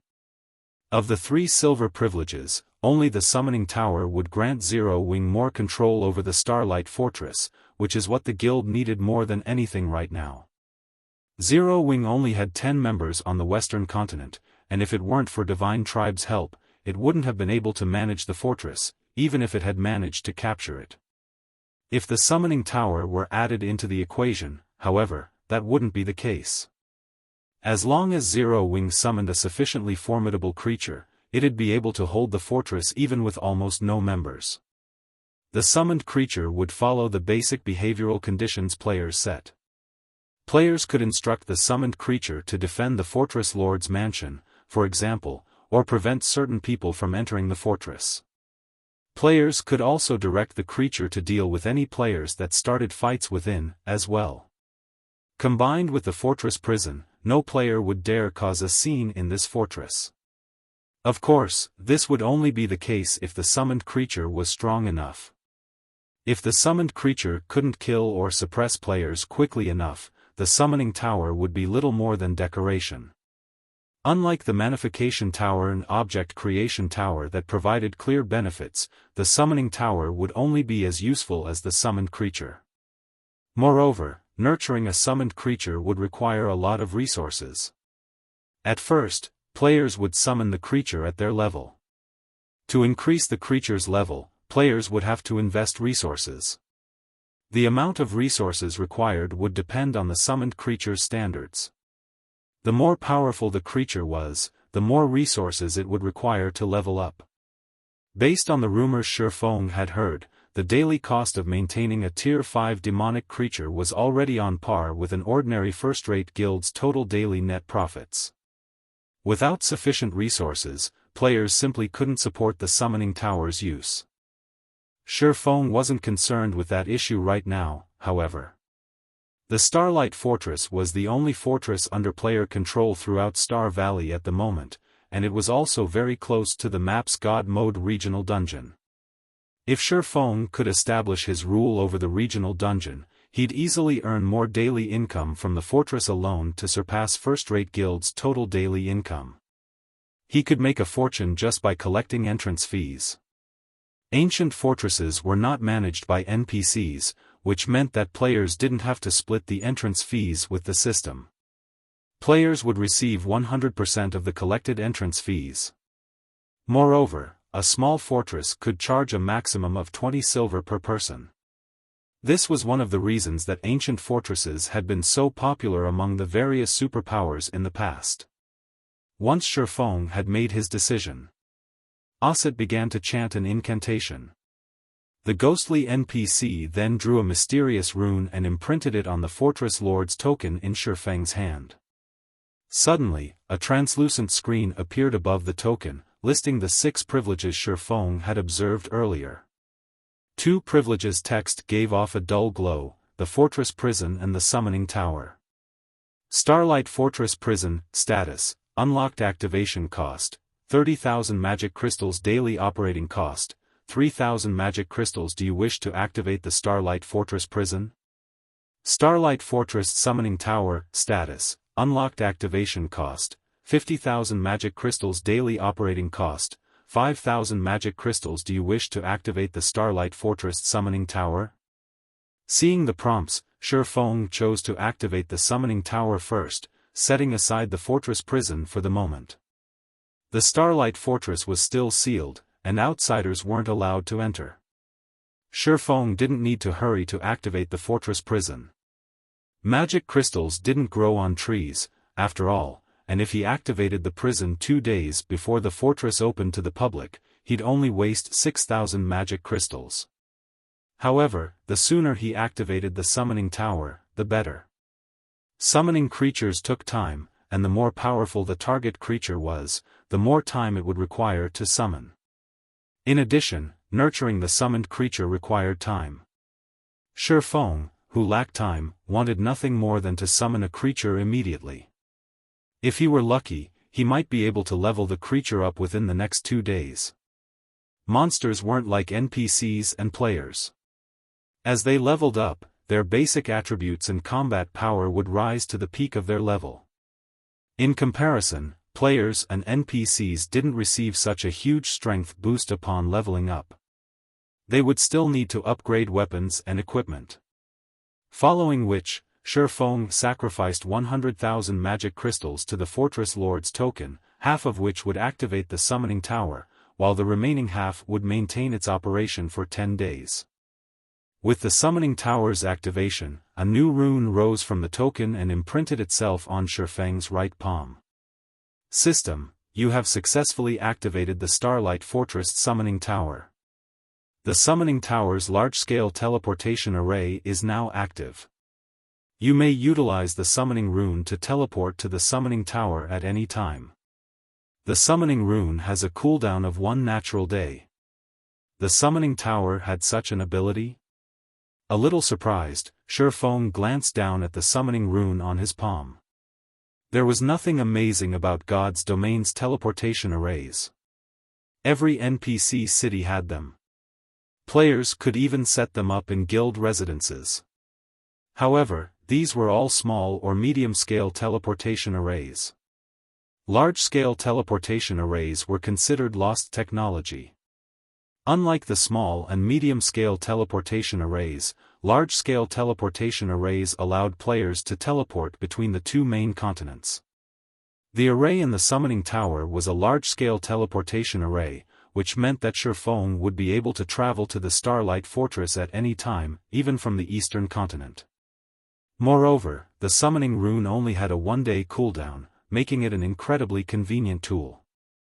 Traveling between the main continents was an ordeal since ancient teleportation arrays that allowed players to travel between them had fixed teleportation times. If players missed the designated time, they'd have to wait until the next scheduled teleportation. This was particularly challenging for guilds that wanted to mingle on both continents. Prices for items constantly fluctuated, and if players couldn't offload their stock at the right time, doing so would become complicated. Not only would this summoning rune allow travel to the west far easier, but he could also bring whatever items the west needed at any given time.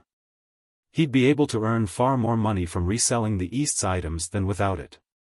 After a brief moment of elation, Shi Feng activated the summoning rune and teleported to the summoning tower. The summoning tower was located in the Starlight Fortress's south end. The stone tower was the tallest building in the fortress, standing 200 meters tall. From the top of the tower, one could oversee everything within the fortress.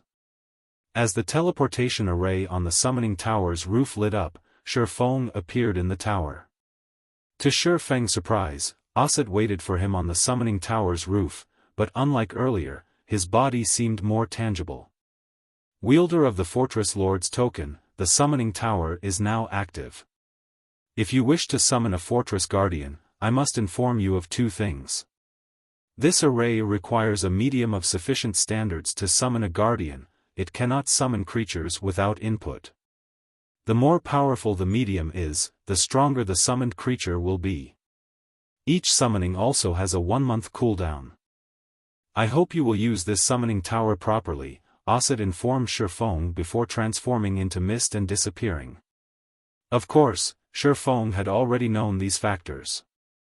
This information was precisely the reason he had chosen the summoning tower. This should be the place. After approaching the summoning altar on the roof, Shi Feng pulled a claw the size of an adult human from his bag, placing it on the altar. This claw had once belonged to the ice dragon, Heathwaite, and it was one of the only 2 legendary materials Shi Feng had on him. Initially, Shi Feng had wanted to use the ice dragon's claw once he had obtained an epic weapon design, but summoning an ice dragon wasn't a bad second choice. His summoned creature would protect the Starlight Fortress, and an ordinary monster simply wouldn't be up to the task. Although he could summon the Starlight Behemoth with the Behemoth Starlight Scales, that monster wasn't nearly as formidable as an ice dragon. As soon as Shi Feng rested the claw on the altar, he heard the sound of a system notification. System, the summoning altar has discovered the ice dragon's claw. Do you wish to analyze this medium? Begin. Taking a deep breath, Shi Feng made his decision. Not all mediums would work. If the selected medium didn't have enough energy, the summoning wouldn't happen.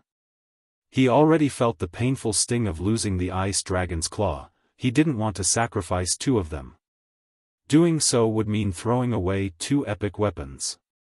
As the altar began its analysis, dark purple smoke emerged from the summoning altar to envelop the gigantic claw. Read latest chapters at Wuxia World. EU. As the seconds passed, Shi Feng grew more nervous. If one ice dragon's claw weren't enough to summon an ice dragon, he'd have to summon the Starlight Behemoth with the Starlight Scales instead. The scales were inferior legendary materials, and he had a total of 5. They would certainly be more than enough to summon a Starlight Behemoth. While Shi Feng considered using the Starlight Scales as a replacement, he heard another system notification. System: Medium's energy completion rate is at 89% and has met summoning requirements. Do you wish to summon the Guardian? Summon.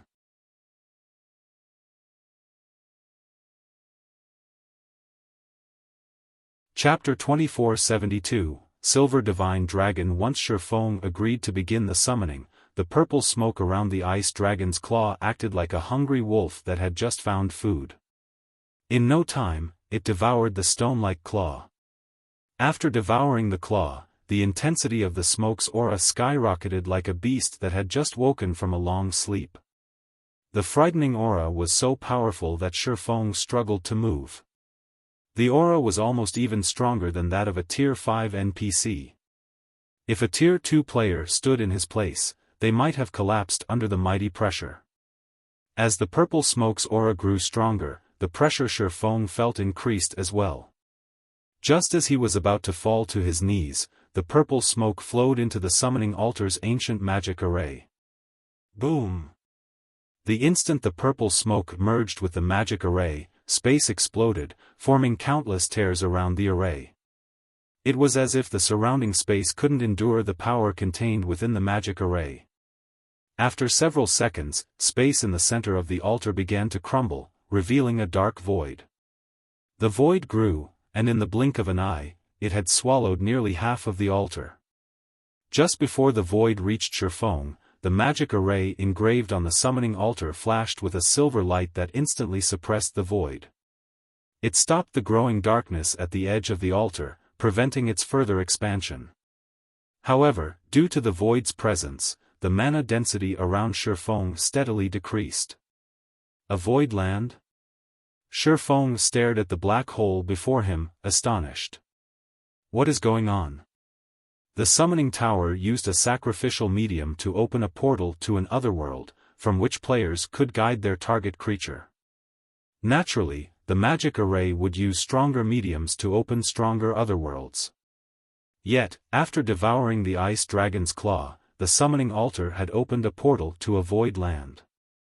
A void land was a land of death, in which very few creatures in God's domain could survive. Void lands didn't even contain a trace of energy, much less mana. As Shi Feng stared, confused, the sound of a system notification reached his ears. System, you have triggered the epic quest, Void Cage.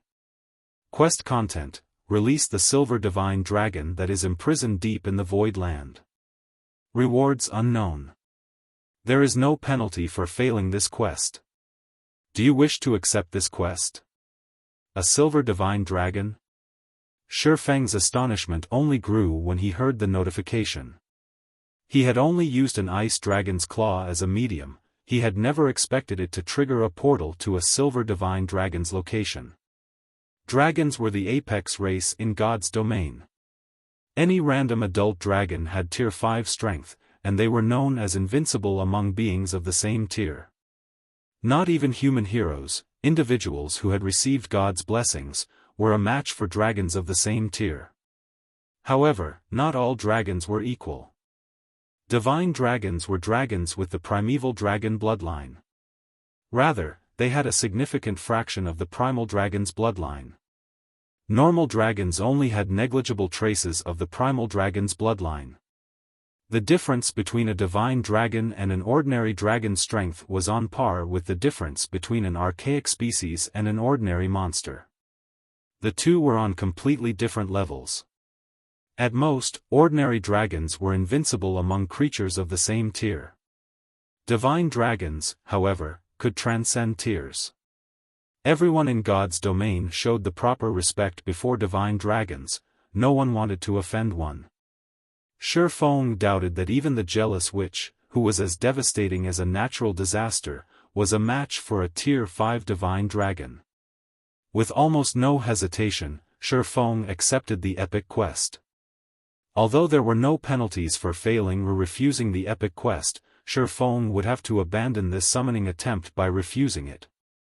If he did, he'd have to wait another month before he could attempt to summon another guardian, and he couldn't afford to do that. Moreover, encountering another opportunity to summon a divine dragon would likely be impossible, and if he could complete the quest, he'd hit the jackpot. Summoning a Tier 6 god in God's domain was almost impossible. Not a single super guild in Shi Feng's previous life had ever managed to acquire a corpse or body part of such a being. Needless to say, it was utterly out of Zero Wing's reach. Without a Tier 6 god, a Tier 5 divine dragon was the strongest possible guardian he could summon. After Shi Feng accepted the quest, the summoning altar formed a magic array beneath his feet, and a silver barrier took shape around him.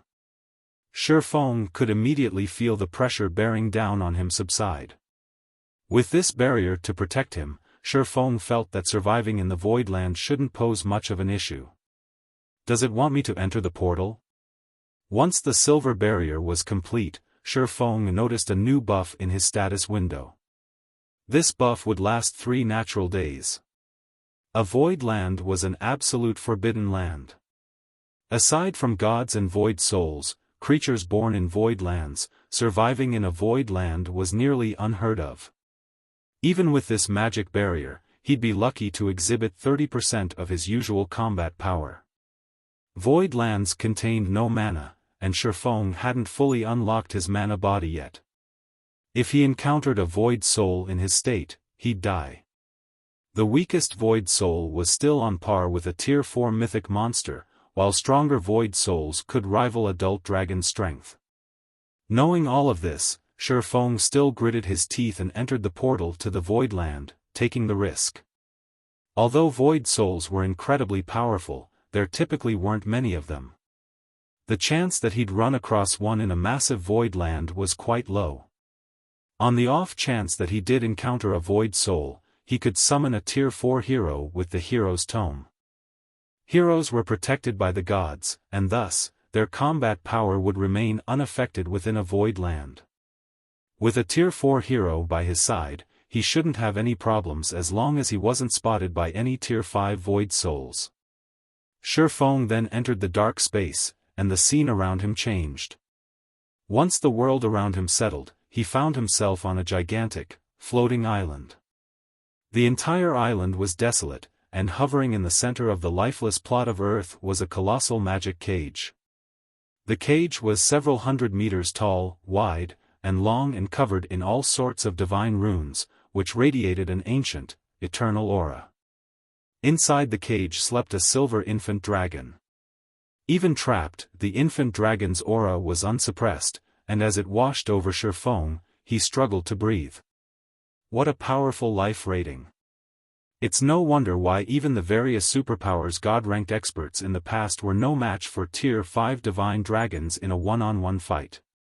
Shi Feng was dumbfounded as he gazed at the infant dragon hovering in the island center. He had seen plenty of true dragons in his time, but he had never seen a divine dragon before. The ice dragon he had fought in the Cold Spring Canyon was nothing compared to this infant dragon. The differences between them were like that between an ordinary stone and a diamond. Working to contain his excitement, Shi Feng began to look for ways to open the magic cage. Most players hadn't seen a magic cage at this stage of the game and wouldn't know how to open one, but Shi Feng wasn't most players. Magic cages had typically been used during ancient times to imprison criminals while they waited for punishment.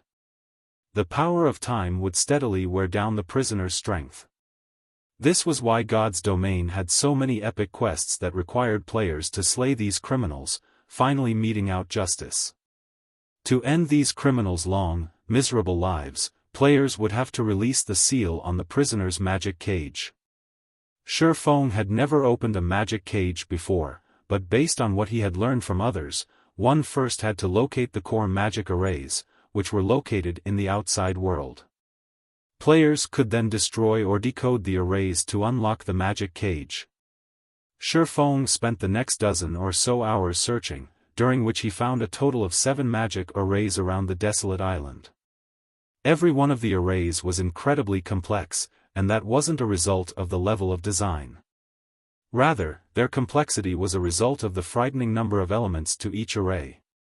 Even as a master magician, Shi Feng felt a headache brew as he examined the magic arrays. Whoever designed these magic arrays is vicious. Did they have any intention of letting the divine dragon free? Every one of these magic arrays uses 7 elements. Without having mastered all 7, no one could open this magic cage. Shi Feng was flabbergasted after examining the core magic arrays. Magic arrays used mana as their foundations, and normally, a master magic array would, at most, rely on the 4 major elements' power. Ordinary people couldn't control the remaining 3 supreme elements: illusion, space, and time. Not even the elven race, beloved by the elements, could accomplish the feat to decode the core magic arrays. Players would need to have mastered all 7 elements. Without that master, they simply wouldn't have the power to decode them. However, players normally only encountered the 3 supreme elements after reaching Tier 5, and that would only be a brush of contact. Decoding these magic arrays is impossible. It seems destroying them is my only choice. Giving the matter some thought, Shi Feng realized that destruction was his only option. The core magic arrays might look very powerful, but they didn't have any significant defensive mechanisms. As long as he could deal more damage than the arrays could tolerate, he should be able to destroy the magic arrays. Shi Feng then retrieved the Crimson Dragon flying ship and attacked one of the arrays with the ship's magic elven cannon. Boom! The beam struck the core magic array, and the entire island shook with the impact. As the dust settled, Shi Feng noticed that the array's glow had dimmed slightly. Yes! It's working! Shi Feng's excitement spiked when he saw the results of his attack. Read latest chapters at Wuxia World. The blast hadn't exceeded the magic array's tolerance, but it had exhausted a significant fraction of the array's energy reserves. If he could deplete the magic array's energy to a certain level, the array wouldn't be able to endure the magic elven cannon's attacks and crumble. For a time, Shi Feng bombarded the core magic arrays, firing the moment the magic elven cannon's cooldown came to an end. He didn't mind the magic crystals he had to spend to do it, he still had plenty on him. Time passed quickly. Finally, after a full day of assaulting the magic arrays and expending nearly all of the magic crystals in his bag, Shi Feng destroyed the 7th core magic array. As the 7th core magic array crumbled, the magic cage shattered. You're tuning into the Xiaofan's Wuxia Tales YouTube channel. Don't forget to subscribe and join us on this journey to catch the most captivating stories.